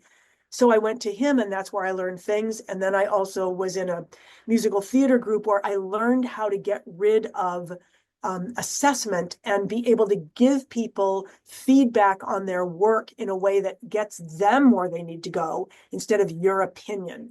So I took so many classes and so many different things so that I could bring that to the academy so that people can work on where they're going to self-express. Now, Victoria, why am I talking about this? I feel like I'm Well, answering your I question. think that's what makes you a coach, because I think a coach always have that belief that the other person can do it. Yeah, You're not yeah. there to teach, you're there to help make them sort of in the best version of themselves. I see. Right? I can see the way I see them is fully self-expressed. So then it's just a matter of how do I give them the tools or the whatever they need to actually embody that themselves. Mhm. And number two, yeah, the safe environment, so yeah, important, because I think that's where people build the resilience muscles and right. also learn to be curious, right? And Yes, explore. yes. And Right, having that as a foundation for people to start understanding that, they can ask the question, they can share the vulnerability. I think right. give people the ability to deal with some of those, people that gives you the weird look better, because Yeah. Oh, there's I don't only know. so much the weird look is saying Well, about what you're doing, right? I think what it would do for me, like, I mean, if somebody looked at me in that way, I still might completely collapse because I have no You could. resistance. I have no, whatever it's called to it. But what I know now is that I would not do that. I would not put my music in front of those people. Right. I would do it in an environment in which I'm saying to people, this is what I'm trying to do. Can you tell me, how do I get closer to that? Mhm. Otherwise, people think you're doing what you're trying to do. And when you're in development, you can't do what you're trying to do. You're like, I don't even know how to do this. But if you can share it in a safe environment, then you might start seeing, oh, I see, I could do that, or I could do this, or oh, I see when I did that, you saw it. Okay, great. So I'm going to do more of that. So it's not just my teaching that leads to these breakthroughs, but it's the environment, and it's also, how I've structured it so that it is a safe environment, because it's the environment I have to be in order to be safe. Otherwise, I will collapse. Mhm. And that doesn't mean that everybody's sharing all the time. Some people, it takes them 2 years before they're willing to even, whether they're comfortable putting something in the chat, but they still belong. We each have our journey, and if you're in the academy, you belong there. Whatever technical ability you have, whatever instrument you have, whether you're sharing every week or whether you're lurking in the background, you're there, you're present. It is making a difference for you. And it's always interesting for me when somebody does come out of the background and be like, you haven't seen me for 2 years, but this is what the effect it's had. And part of the reason for that effect is seeing other people being willing to share themselves vulnerably, of all different levels, all different technical levels, because that's the thing. Sorry, I keep feeling like I'm just keep talking, but I guess that's why we're here, to have the conversation. Anyway, all these different technical levels. And because I'm working with adults, I mean, I'm sure this could work with children too, but because the harp is a vehicle for what they have to say, they have so much to say.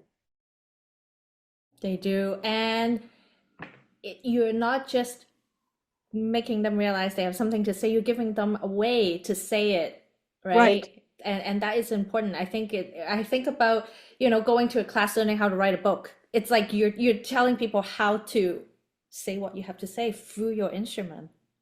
Right. And to realize that you're not just saying it for yourself, you're saying the minute you start sharing your experience, you are advocating, you become an ambassador and an Right. advocate for everyone else who's experiencing that and doesn't have the skills or the courage yet to actually self-express it. So you're making that, you're not alone, you're representing, all those others. And that kind of experience you cannot get in a one-to-one lesson with a teacher. It has to be in a Correct. community where you really set the tone and the expectation of how it's going to happen. And Yep. like you said, some people might choose to lurk in the background, but they're absorbing Yep, what's happening in exactly. the environment. And those are inspirations that, one day is going to show up when you Yeah. don't even expect it. Yeah, and I may never see it. They may be doing it in some different way. Right. Um, yeah. So it makes there was something that was in my brain that was pulling me in. I can't remember what it was. Yes, but you're absolutely. Oh, in a community. Yes. Yes, Um, community. and I got this because when I used to go study with first I would go to classes with Tony, and then I would study with him privately. But I discovered it didn't work for me to study with him privately, because I could only learn so much when he was working with me. But when I could sit back and see him working with somebody else, I could learn on a whole different level. And so from then on, I started going with a partner, and we would each film each other, and then we would be able to talk about what we'd learned. So that was my first realization that for me, learning has to happen from observing as well as from being coached. And then when I went to my first I took an online class probably maybe 15 years ago or maybe 12 years ago. And I thought online learning was like, what, I don't know, yeah, well, not real. I mean, we all feel differently after the pandemic about online learning, but I didn't, I thought, how am I going, what's going to happen? And I remember when I saw the teacher, first of all, I had access to the teacher in ways I never would have in a normal classroom. That surprised me. And then the next thing, I saw him coaching somebody else in the class, and I was like, whoa, this is like me getting to see what a teacher has to say on someone else's homework. I'm learning not just what I'm learning, but I'm learning, and this person was like way better at dealing. I think it was a social media class or something like that. And this person was like way beyond me, but I started getting like, oh, I see, that's how that looks. And I completely fell in love with online learning. And I've never not been in an online class from then on. And I Mhm. just love the environment. And I love it with the harp because I can be playing, you can be playing along with me. Nobody can hear you. Yeah. And not to mention, it's hard to find enough local harpists sometimes to even Yeah, form a group. So I think online gives you that ability. And I love doing what you said as well. I love watching people teach other people, not because I'm that person and I need to hear exactly what that is being communicated. It's exactly the same reason why I love you and Kathleen talking and hearing what other people chime in.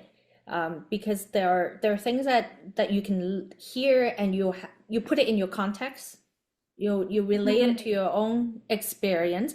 It's like golden cage, right? Like I will find myself one day, in the cage, and then another day Right, I'll relate myself more to the bird right, because, why not? exactly. And that freedom of being able to take that information and apply it in a way that makes sense for us is so important. So important. Yeah, what I'm hearing you say is that in a sense, you hear somebody else telling your story and then you recognize it. And that's what you were saying about the golden cage. Mhm. Sometimes it's telling you the story of who you are as Althea, stuck in perfectionism or whatever it is. And sometimes it's telling you the story of who you are as Boris. And the Mhm. same thing with I agree. And that's what's fascinating to me about the fact that there's people of all these different technical levels. Because in the academy, and I think at first people were thinking, oh, well, I guess the people who have less technical ability are going to learn from the people who have more technical ability. That's not at all what happens because people are learning freedom. They're learning how to break away from the music. They're learning how to be self-expressed. They're learning how to have the building blocks of music. So sometimes it's the people who have played for less time and have less ideas about what they're supposed to be like. They're just like, man, I'm just learning. I don't care. That open up the door for people who have a lot more technical ability and are looking for that freedom. So when we're looking for freedom and self-expression, there is no level. There's no Right, technical difficulty right, in that, right. That's right? right. Right. The thing is, how can you use what you have right now to be completely self-expressed? And you said that when I was playing that little thing before, and I said, what did you see? And you said, well, you're playing something with intention.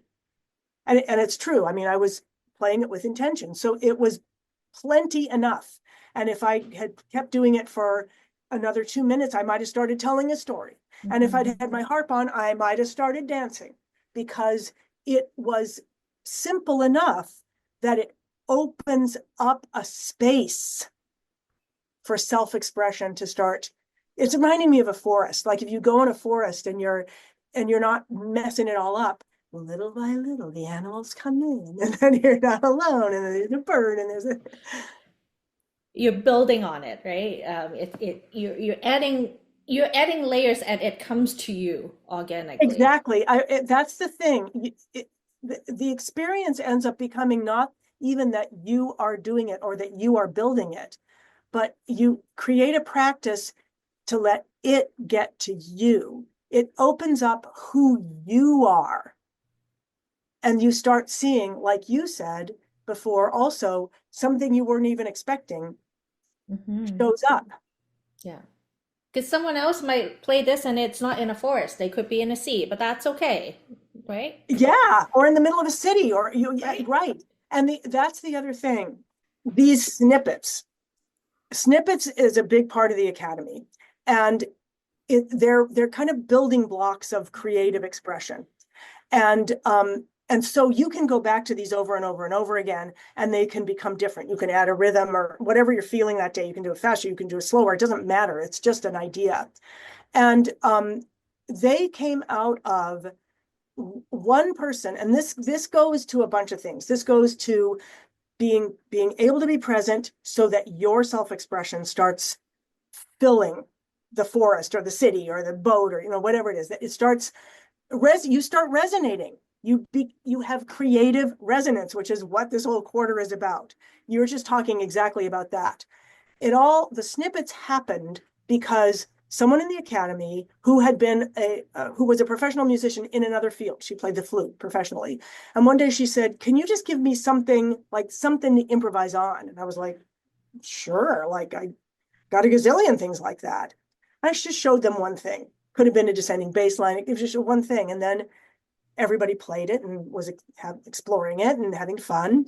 And then the next time she was like, "Can you give me another one?" And it started being this huge part. I mean, it's now there is a whole library of snippets, and they are these things that you can. I'm looking around the room. There's nothing to look at. I have them all. I mean, they're not even in my head because they're not things. I just like, but some people have created libraries of them so that they're just like, okay, I'm just going to improvise on this, or I could improvise on this and on this and this and this and this. So, for example, one Academy member had her intention for the quarter was, I want to be able to sit down and improvise for 30 minutes without any music. That's my goal for this quarter. And all she did was take a bunch of these snippets and realize I can go from here, and then I can go to there, and then I can go good here. And she could have played for 5 hours. It doesn't matter. So these, like you were saying, when you have this thing to play with, it's kind of like having a meditation room. It's nothing like a meditation room, but let's just say you have a meditation room. The meditation room is just a meditation room, but you go there, and when you engage in that meditation room, all kinds of different things happen. So when you have this little snippet to play, it's not hard to play, but when you engage with it, all kinds of things happen. It's like you cannot really, like physics doesn't cheat. When you interact with something, there's a reaction. And then that reaction causes another reaction. That's kind of what I'm seeing right now in my Yeah, I mind's eye. love that you're bringing in physics, because I'm also thinking like, yeah, right. There's a reaction or a response, and there's a resonance. There's a resonance to everything you do. And one of the things I noticed that happens to people that's very difficult, again, it's super simple and really difficult, is, okay, play this, listen, and put that bird song or whatever it is into it.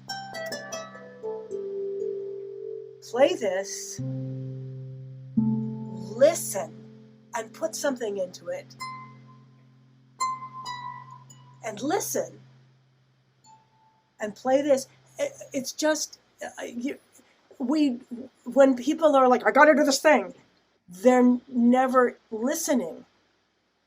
Or if they're listening for, did I do it right or wrong? So it's interesting, because I would say, I always say human connection is what unlocks the cage. But I'm just realizing in this moment, I'm thinking, yeah, but when I'm listening, the cage also opens up. I think that connection can happen with yourself and with others, or both, You're right? Because right. when you're You're listening, right. you're connecting with yourself. Right. That's right. You're having human connection with yourself. You're allowing that human connection instead of I got to do it right. Right? Yeah. Because Althea and Boris can be the same person. They don't have to be two different people. Yeah. I mean, they aren't. I mean, Right? they're Yeah, well, they're clearly two sides of me. I mean, or Yeah. you just experience the same thing. Like some days I'm Althea, some days I'm Boris. So, right. Yeah, when I get to, and it sounds like you do too, when I get to explore their experiences, I get to find out more about my human experience Mhm.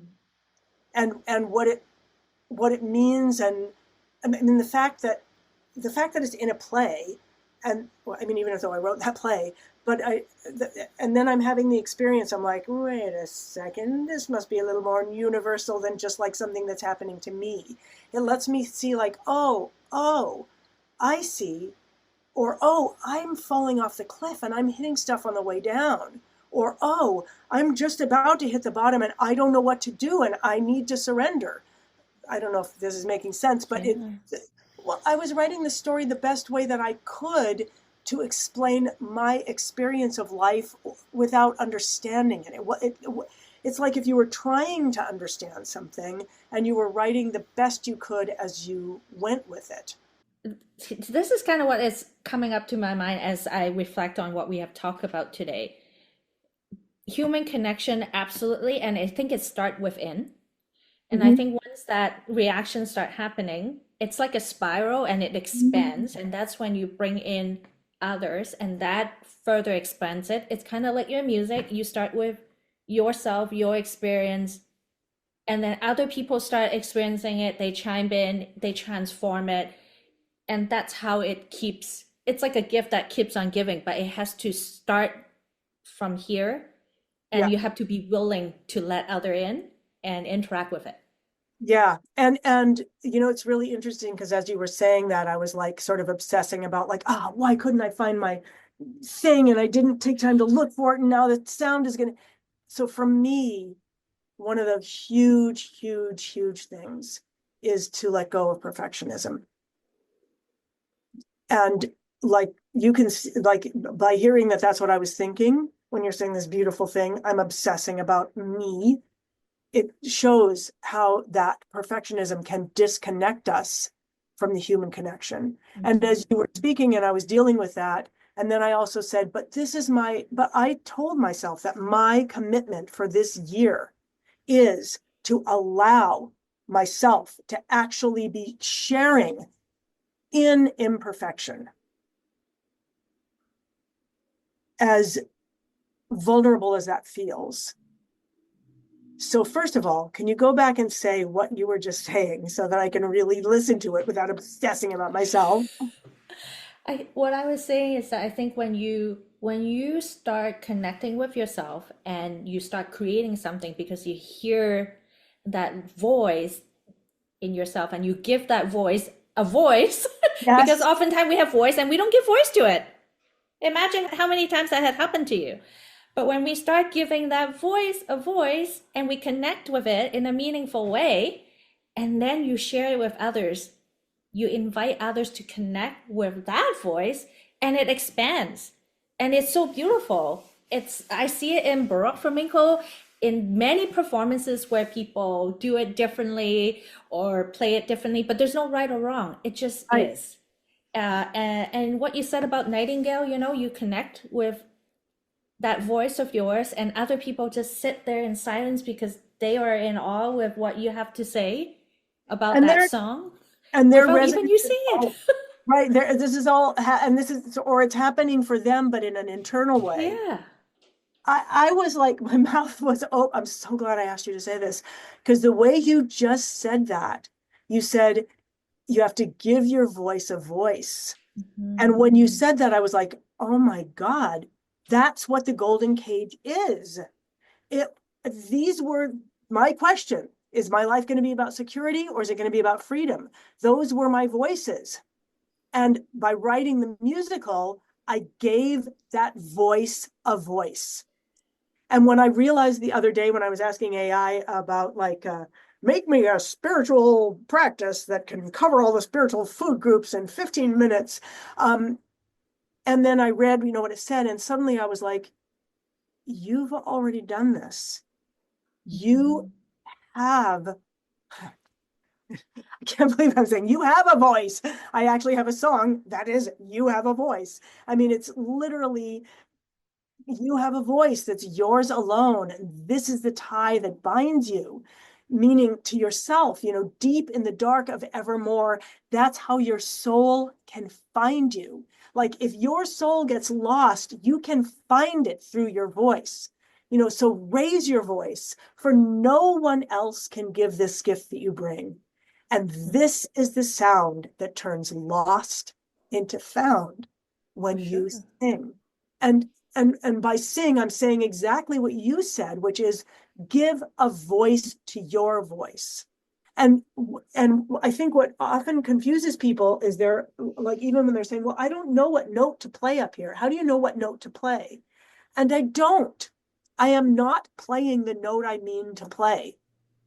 I am setting up, because I know how to do this, and this is what I teach other people, and because I know how the harp works, I'm setting up a context in which whatever I play, as long as it's a single note, it will fit. And if I I can move it around. So I can, when I was first playing that, and I said, what do you see? And you said, I see intention. I am, my voice is not the harp. The harp gives my fingers that voice, but it gives them the opportunity to play with intention and to then allow space. And in that way, I'm finding my voice. But I don't necessarily know what I don't know what I'm going to play first. I know what I'm going to do down here to give it a structure. And I might put two of them together or something. I mean, I just know how to play with that. But it's about being safe and trusting and present enough to actually be in that exploration for yourself and with other people as well. Yes. And that voice can come in its own way. And I think that's the uniqueness of your program compared to, like, say, when you're doing a graded exam, it tells you this is the path. Whereas I Right. think in the way that you coach people, I think you're acknowledging that we get to our own path in our own way, and it could take 2 years, it could take 2 months, and that's okay.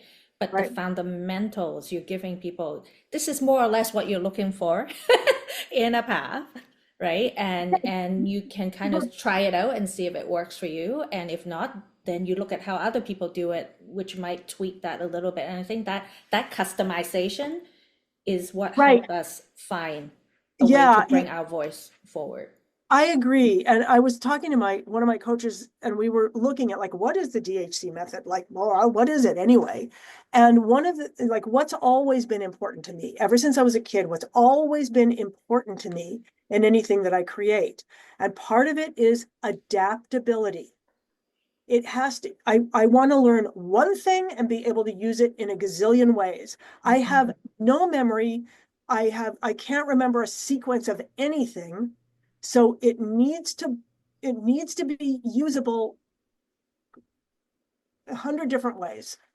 And so adaptability and accessibility, it needs to be available for many different people. So in the golden cage, it doesn't have to be a man, doesn't have to be a woman. It could be a paraplegic. It could be a person that weighs 500 pounds. It doesn't matter. You get the greatest performer. You get the person who can bring themselves, and then it will come alive, and it will come alive in different ways. So accessibility, meaning that whatever you learn and can be used it's accessible. You can come into it. You can simplify it or make it more complex, and adaptability as well. That those are really important, and those are always at work in the academy, because the thing isn't important. How you are self-expressed through it, that's the music.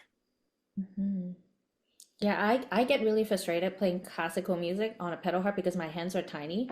But then I realized that's me letting the music constrain me. But what Yeah. you're saying is you're the other way around. Say, let's break it down to the basic and make it Right. work for who you Right. are, right? And I think Yeah. that is the fundamental of self-expression is who are you? and Right. how are you getting around the system, if you will, Yeah, without, yeah. right? As soon as you say, when you say something like that, I'm like, ooh, this would be really fun to work with. Let's see. Well, what's your favorite parts of the piece? What's the piece? What are the parts of the piece that are fun to play? How about if we take those and then we do this with it? Yeah. Like, to me, that's especially because we're not out there to win contests. We're not out. I mean, don't do this with every composer stuff. Like it's great to do with, I mean, because not every composer is going to feel that way. Mhm. I think it's fascinating and I love to teach it. I wouldn't have people adapt the Golden Cage. I would have them adapt it by who, I mean, that's a composition. But anyway, this is for other conversations. There's Exactly. more things here. But what I'm hearing that we have been talking about is really creative resonance, which is what I'm going to be speaking. That's what this next quarter is about. And how to be able to get into a piece and bring yourself, instead of trying to fit into it, let it, whatever you're playing, whether you're playing a classical piece or part of a classical piece or an improvisation or combining them together, that you are able to experience, like you said, giving a voice to your voice and allowing others into that transformation. I love it. Okay, we need to get into some really important information in here. Where is Golden Cage at right now? Because you brought it to life in 2022. Yeah, yeah. How can we support it? And how can we watch? Where can we go to watch it? Yeah, both of them you can go to goldencagemusical.com. Goldencagemusical.com. You can also go to hipharp.com and poke around and see if you can find it, but easiest to, and from goldencagemusical.com, we're in the last phase of creating the trio arrangement so that it can be performed live. If you listen, okay, so it's a film, and it's a musical. I mean, I wrote it as a musical to be performed for lots of theater, with lots of theater companies. That's where its life is. But in order to do that, I made a film out of it. So I could see it, and if I died or anything like that, it at least exists. So go to goldencagemusical.com. You can get to the film from there. You can just go to the little movie theater. Donate. There should be a donate button there as well, where you can donate. And we work with Fractured Atlas. It's a nonprofit umbrella. So for people who need to have a nonprofit, have a tax deductible donation, you can do that to the extent of the law that it lets you. So that's how you can donate to the project. And all the donations to that project right now, they're going to completing the arrangements for live performance. If you go listen to the film, it's hard to get this. When we did the show in New York City, it was just done with solo piano. We filmed it, we brought it back, spent a year creating a virtual orchestration. So if you listen to the film, you will hear this huge orchestration. But in order to put it into theaters, we need a smaller live orchestration so that it can be performed live. Right. Okay, so that's a really good segue into the legacy project because you're also That's using right. that platform. Tell us about the legacy project. What are you hoping to achieve in there and how can we support that? Yeah. So the Legacy Project doesn't have a website yet. Not yet. No, it doesn't. That's so interesting. Wow, you have to like know me personally in order to do that. You have to get on my mailing list. Yes. That will change soon. Okay. So the Legacy Project happened like this. I was really having trouble publishing a lot of my music. If you go look, you'll see that Baroque Flamenco, New Blues, The Nightingale, and Nataliana, a couple other things. That's all that I've published. And it's not that I don't want to publish. It's just I did not grow up reading and writing music. It's super hard for me. I often do techniques. I have no idea how to write them. And I don't know how to do it. It takes me so long. So I put together a team. And it's a team of 6 people. It's 5 harpists and Gustavo. And Gustavo is a percussionist. He's from Venezuela, and he's he's the project manager and the copyist. So these people came together to help me publish my work because I am committed to publishing everything that I've written so that when I leave this planet, I'm a husk and everything that I've created because These pieces like Baroque Flamenco, the Nightingale, everything else I've completed, which I've completed for solo harp, chamber ensemble, and symphony orchestra, these pieces were the vehicle for my career. They allowed me to have this huge career of traveling around the world, playing with some major symphony orchestras and regional symphony orchestras, making a film of that, getting a Grammy nomination, having it on PBS. These pieces gave me the ability to do that. And they would give any harpist the ability to have to be self-expressed in that way. So to not make them available to people is not okay with me. I just don't know how to do it. So the Legacy Project team helps me to make the pieces available for other harpists to play. So for example, I think I talked earlier about my modulating warm-ups. It's a series of warm-ups I created for myself that move all the food groups of the hands so that I'm warmed up. People wanted it, but I didn't know how to write it out. I tried writing it out for years. Finally, the Legacy Project team has written it out.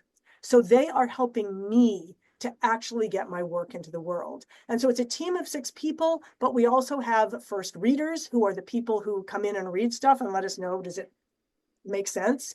And then first players, that once they've read it. So it's a larger group of harpists, and anybody can become a first reader or first player. And so that's the Legacy Project. We are creating my music. Right now is a kind of tough time because not only are we creating the music, all my music is built on this app called Finale. Finale, it's like Microsoft Word, but for written music. That app, that platform closed down. Everything that I have written for the last 20 years has to be transferred over to a new form of music. So it's going to take me probably 5 years to do that. And I don't even know how much money once we even get started. So just getting the funding for that is important. And then there's the Legacy Project Bridge. So a lot of people want to perform the music that I have for symphony orchestra, mostly Baroque Flamenco, but now people are starting to perform the others, the New Blues, the Nightingale, and we'll be publishing more and more as we go. And not all of them have the funding to pay for the license. And so they're asking me, we don't have the money. Well, I need that license fee as a composer to be able to continue with my work. So here's this gap. Like if someone wants to play my piece with symphony orchestra, the license fee is $375 for up to 3 performances in 5 days or something. I can't remember what exactly it is. It's $375.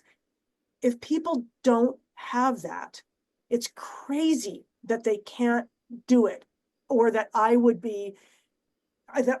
have the funds that I need in order to do my work. So I created this one. There was 1 week where 4 different people had reached out to me in that week saying, we really want to do this project and we don't have the money. And I put out a call. I said, I made up this thing called the Legacy Project Bridge. You can sponsor the license fee for one of these pieces.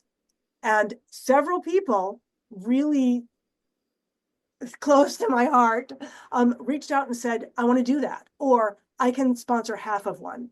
And it's already made this huge difference. It made it possible for Baroque Flamenco to be adapted for the Bandura and played in the Ukraine. And it's just about to go on national television there. And it was because one sponsor jumped in and said, I want to support that performance in the Ukraine. And so I connected the 2 of them. He paid for the license. That made it possible for her to perform.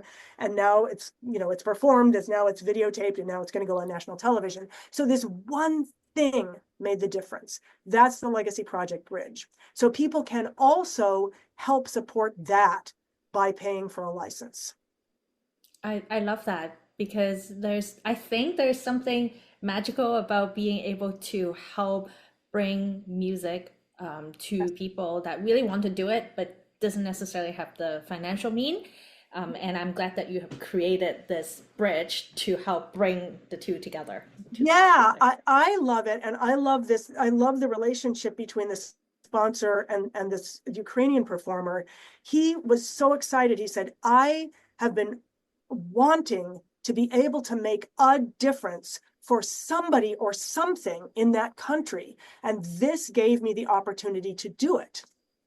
And so he was just thrilled. And I get excited because I'm hoping that those relationships may not end at that connection, but that they could lead to, further sponsorship of another project she might do, or, so now they have a relationship.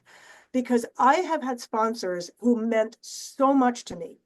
There was a man named Peter Wegge who made it possible for me to complete and record all my music with symphony orchestra. It would never have happened without this one man. His sponsorship made all the difference. So having relationships, that sponsorship relationship is so important. And I love it when I can do some little thing that makes it possible for something to happen. I feel like my money's meaningful then. I'm gonna ask you for a link after the interview and put it in the description, Right. so anyone who want to contribute can do that. Right. And then now for your academy, you've talked a lot about it. I think the best way to get a little bit of a taster of how you teach is in a lot of your challenge that you run throughout the year, including one that is coming up in the new year, that you're going to do soon. Tell us about that. Yeah. So, in fact, we're doing something slightly different this quarter. For the last couple of years, we've run a 5-day challenge where people are learning how to do one specific thing. But this quarter, I'm having 3 different webinars where people are getting an opportunity to see into the ideas of creative resonance and how they might use those. So at the beginning of every quarter, I create something that allows people outside the academy to come in some way and experience what we're doing there for free and actually learn how to do something that they can take off and do with themselves. Usually it's a 5-day challenge. This time we're doing something slightly different in having a vision music webinar and then another webinar in Power Start Your Day. We're having 3 different webinars and then inviting people into the academy itself to see the classes. So they always have this opportunity to come in and see something. And if they're seeing this, 2 months from now, or we're in between quarters, they can usually get into the replay as well. So there's always a way to see inside how it works and how it might work for you and get a little taste of it to go off and play with. What is the best way for us to stay in touch with all these little events that you're hosting throughout the year? The best thing to do is go to my events page. It's just Harp, hip as in cool, harp as in the instrument.com/events. And when you go there, you will see whatever events are coming up. Some of them are free. I'm going to be touring in Europe in the spring. You'll be able to get on the first to know list for all of those. So that's the best page to go to. In fact, that's great to go to for everything. The blog and the events page lets you immediately connect. Right. And your mailing list. I actually get a lot of updates from your mailing list. Yeah. And the easiest way to get on my mailing list is sign up for one of the free events that I'm doing. Right.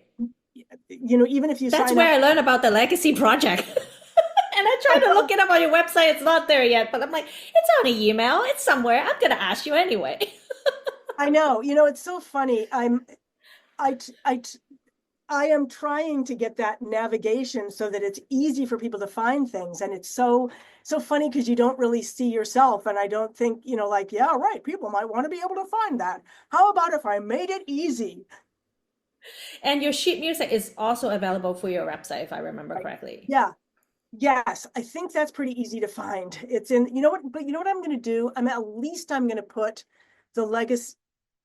Well, we don't even have a web page for I'll have to figure this out. I'll talk to the Legacy Project team. Yeah. I'll figure it out. Look, my commitment is to be imperfect this year. And look, I'm already doing it. I love it. I think it's through imperfection that we learn more about ourselves and can reinvent ourselves, right? If we're already perfect, then what else is left to do? Nothing. Yeah, and you know what? You just I was just thinking, wait a minute, the Legacy Project is on my website, but it's okay, on the maybe blog. I'm not finding it. Well, I'm gonna have to go and browse your site. Did you ever listen to the Jack Benny show? Probably not. It's probably way before your time, right? No. Okay, well, let me just say something. Jack Benny was this comedian, a very funny guy, and he was very tight with money. And so there was and it was a radio thing. So it was always like when he would go to get his money, it was like going down this dark hole and into this place, it was very hard to find his money. And I always feel like, sometimes stuff on my website, it's like trying to find Jack Benny's money, but I just started working with a branding manager, and part of what she's going to help me do is like make it easier to find things. Well, it's because there's a lot of information in your website. I will That's right. say And that you and packed a lot in there. yeah, and thank you for mentioning that, because I think for years I kind of was confused. I was like, I don't understand. Am I a composer? Am I a performer? Am I a coach? Do I write musicals? Like, what am I? And recently I said to myself, no, I am one thing. What is that one thing? And it kind of reminds me of when I was a kid and I had two families, the Conant family and the Henson family. So when I was with the Conant family, I was Deborah Conant. When I was with the Henson family, I was Deborah Henson. And there came a time when I was like, you guys, give me one name. And they were like, okay, fine, Henson-Conant. So I feel like that's where I am at with like composer, performer, blah, coach. I create I actually wrote this down. Let me get my thing. Yes, get your notes. I don't have it perfect here, but it's basically, so my mission is to empower, I'm literally reading it from like, what do I do? Is to empower self-expression through musical storytelling and humor in the exploration of life's deepest meaning. To empower self-expression through musical storytelling in the exploration of life's deepest meaning. Everything that I do, composer, performer, coach, write musicals, that's what I'm doing. So empowering self-expression through musical storytelling. So how I do that is I create works that allow self-expression as a composer. I create classes that teach self-expression as a composer, as a coach, and as a performer, I am on stage exploring that and being that. So people can be part of that, whether you play the harp or you don't play the harp, whether you're a musician or you're not a musician, you still get to be part of that world of the empowerment of self-expression through musical storytelling.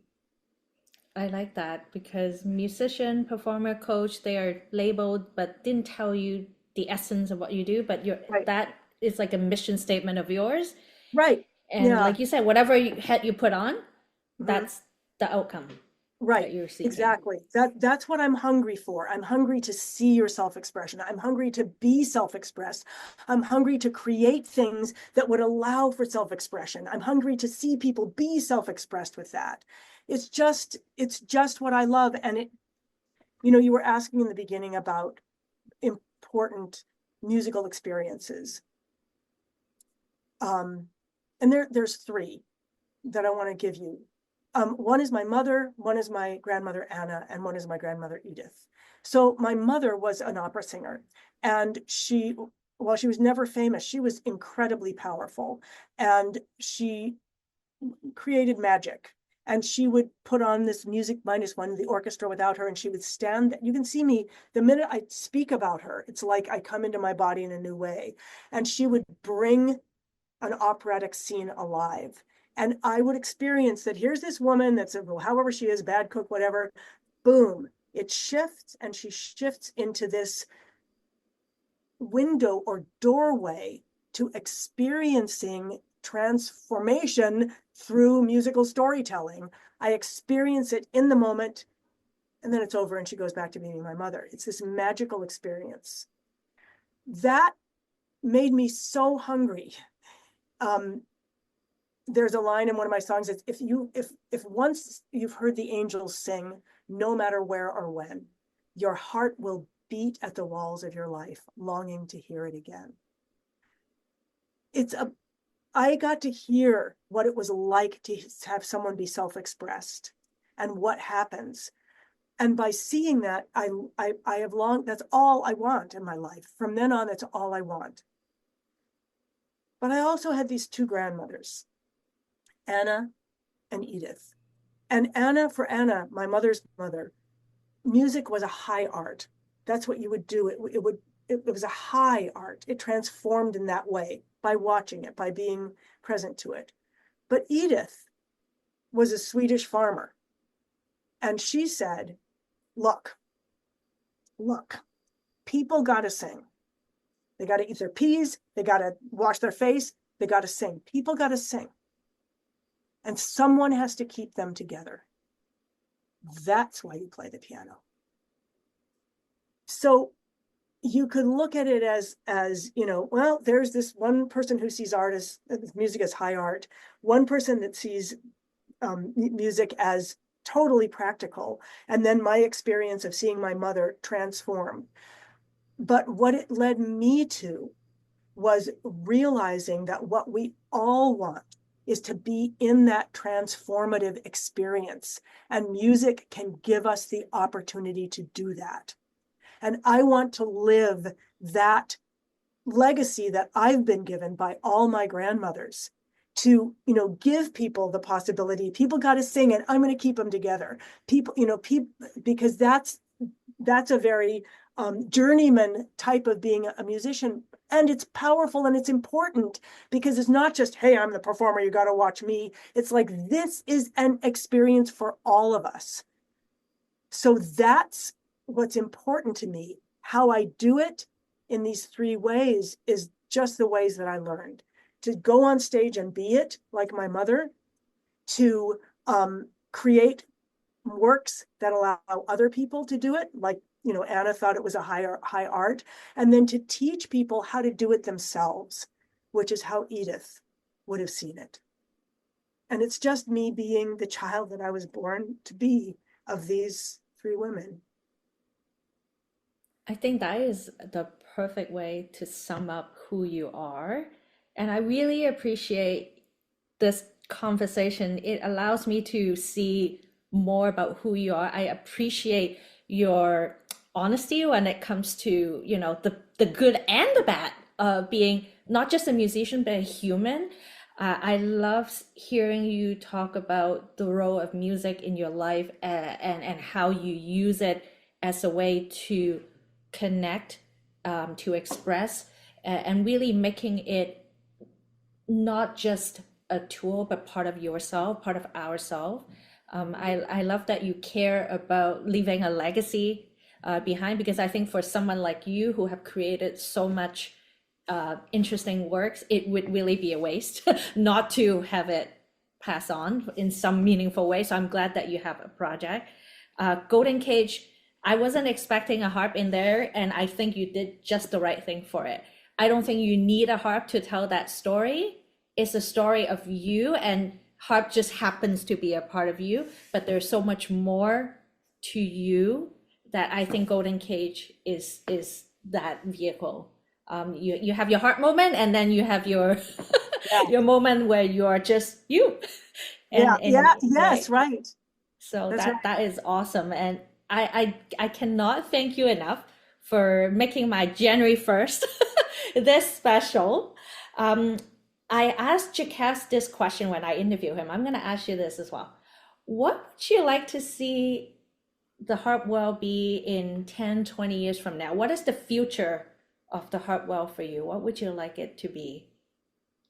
Well, in my own personal way, I mean, I when I started composing for myself, part of the reason I did is because I saw harp be in chamber music concerts, and there was just one harp piece, and I was like, no, I want to be the whole show, and I want to see the whole show be with harp. So I mean, and they were just doing it because there wasn't enough repertoire. The repertoire wasn't there, that's a whole other story about how Baroque flamenco became Baroque flamenco, because what I wanted to express wasn't there. And my vision is that, using my work, that there are more and more harpists able to be playing with orchestras not playing the classical repertoire, but playing the music that I created, that creates accessibility, that creates, I mean, I created whole shows for myself, the Christmas show or this show, that allow them to really be self-expressed. I also am already seeing Verena Jochum, who is on the Legacy Project team and worked with me to create the three movements for solo harp, for Soñando en Español, and Rogue Flamenco is the final movement of that. She is telling the story as well. So she's already doing what I want to see, or what I want to see, which is that she's taking my work and she's telling the story as the actress that she is with her playing. And so I would like to see my work being used to give access. I've written one-woman shows for theater and chamber music, that's serious chamber music. It gives repertoire for harpists to be more out there, more self-expressed, more bringing more of who they are, and projects in which they can also invite others theatrically or dancerly, so that they are at the center, that they get to generate these generate from these works with other people. So that's what I would personally like to see people doing with my work. And if I thought that I could do that, I mean, I would be, every time I see people perform my work, it is, I'm just feel so happy that I am experiencing that resonance. You're already doing it. Yes, right. Yeah, that's what I And realized. let's hope more people are gonna do it, because it's already Right, happening. right, I think there's a real movement that you have started in terms of reinventing the harp. I keep going right, back to that TED talk, reinventing right, freedom with the harp. right. I think that is the legacy that you bring to the harp. Well, that Yeah, is not, it's not going away. no, and it is true. Like as soon as I saw the harp and realized, oh, even with the big concert harp, it's like, it's not just an instrument, it's a prop. It's not just an instrument, it's another character, which I started doing with the big concert harp. But when this harp came, this changed my life. I swear to God, I was trying to strap on concert harps. I was so determined to wear the harp. I could not figure How? out how to do it. It was crazy. I had this idée fixe when this harp show. Joël Garnier created the first one, the baby blue, and the story's all there in the TEDx. But having this harp, I'm seeing this happen. One of the people in the academy has created something called Harp Moves, which is all about using the harp in movement to invite people into movement. So I'm seeing that this harp opens up, and I've done concerts where I'm playing the harp and dancers are dancing with me, like they're moving me around. I'm part of the dance. So for myself, I see the collaboration between the music and the instrument. The instrument has become so much more physically accessible to collaboration. See, And so human connection again. exactly, exactly. And interaction and being able to be in the center of everything, which is like what I want. Right? You don't need to be in the side of a orchestra. You can be in with the action. Yeah, I remember playing with an orchestra, and I remember being in the back and thinking like, this is not where I should be. This is not where the harp should be, like because it's such an amazing instrument. It's got to be in the front. Yeah. And I think I remember when I talked to Mary McMaster, she told me about playing the electric Camac harp. She said the harp was louder than the bagpipe, and people were so surprised. And I'm like, you know what? It's time for the harp to be at the center stage.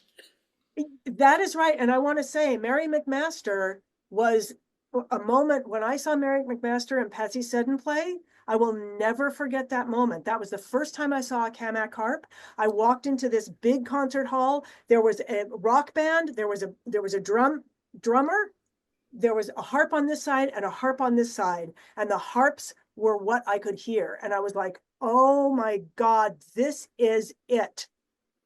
And that was when I first saw what could happen. And when I started realizing I can write for symphony orchestra with this harp and I don't have to write down. I can have the brass playing away. I could do a duet with the timpani and I can be heard. So yes, what Camac did to make to open up the possibilities of where we can be, literally.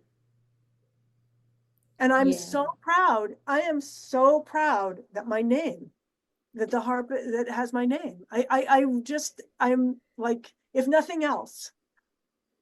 It's awesome. This is gonna be my next harp. I have a pedal harp that is electroacoustic, but I'm like, no, I can't move around with that thing. I need Right. this instead. So your DHC is on my list of harp to get because I really love that image of moving with the instrument. Right. And Love it. the other things for people to know is that it not only it's the range of motion and dynamic. So for example, if I'm in a hotel room, I can practice and I don't have to play down. And I know one person who bought this harp. She doesn't want to put an amplification on it or anything. She's a choir director. She wants to be able to easily get it where she's going, amplify it as much as she needs to, and be able to step away from it and direct the choir. And when I started seeing different people's application that was very different from mine, I just started realizing how I feel like this harp, in a sense, epitomizes that concept of being fundamental. There's no soundboard. It's simple. Everything is here. You see it all. And it is so powerful, and it gives the player the power to invent and reinvent and see it in different ways. See, less is more. Go down to the basic and the structure and let it grow from there. Correct. Yes, that's Love it. it. Yeah. Yes. Okay, well, Thank you we so can be much. doing this forever, but I we need to know, I stop. know, I Okay. know. I love it. I'm gonna keep my eyes up on my phone on a Friday morning because I think you're about to start again. Young at Harp, Yes. check it out. The archive is also in your, I think Young at Harp actually has his own website, Yeah, youngatharp.com. yeah, Jung at Harp. So this is Kathleen is a harpist, but she's also a Jungian psychoanalyst. Yes. So, and I'm really interested in Jung. So when we decided to have this conversation together, we called it Jung at Harp. So that's JUNG at HARP. So jungatharp.com, and you can get all the replays. There's like 160 of them now. More than that, I think. That's quite a lot. But thank you for bringing your whole self to all the work that you do and never shy away from, again, like saying the good and the bad. I think that is such an important perspective for someone like you to offer us, help us be in a more grounded place, I think. So thank you so much. Thank you so much, Victoria. And just thank you for talking harps. It's such a wonderful concept, and it's such a wonderful place to get to come and actually talk about harps and talk about everything about harps. And also thank you for being such an important voice in Jung at Harp. Just you show up and your comments are just so wonderful. They're such a wonderful part of the conversation. If it wasn't for the conversation that you and Kathleen is in there already, there wouldn't be a place for me to chime in. But I really enjoy that feeling of being able to interact with someone, and I think again that is something you have done really well. You have created a way for people to interact with you, be it through your live chats, your music. Even if you're not there, we can still feel you, and I think that is so cool, so cool. So thank you for offering that. And I'm going to put all the links because you have a lot of project going on in the description. And I hope to talk to you again soon. I look forward to that. Thank you so much. Thank you. Bye. Bye.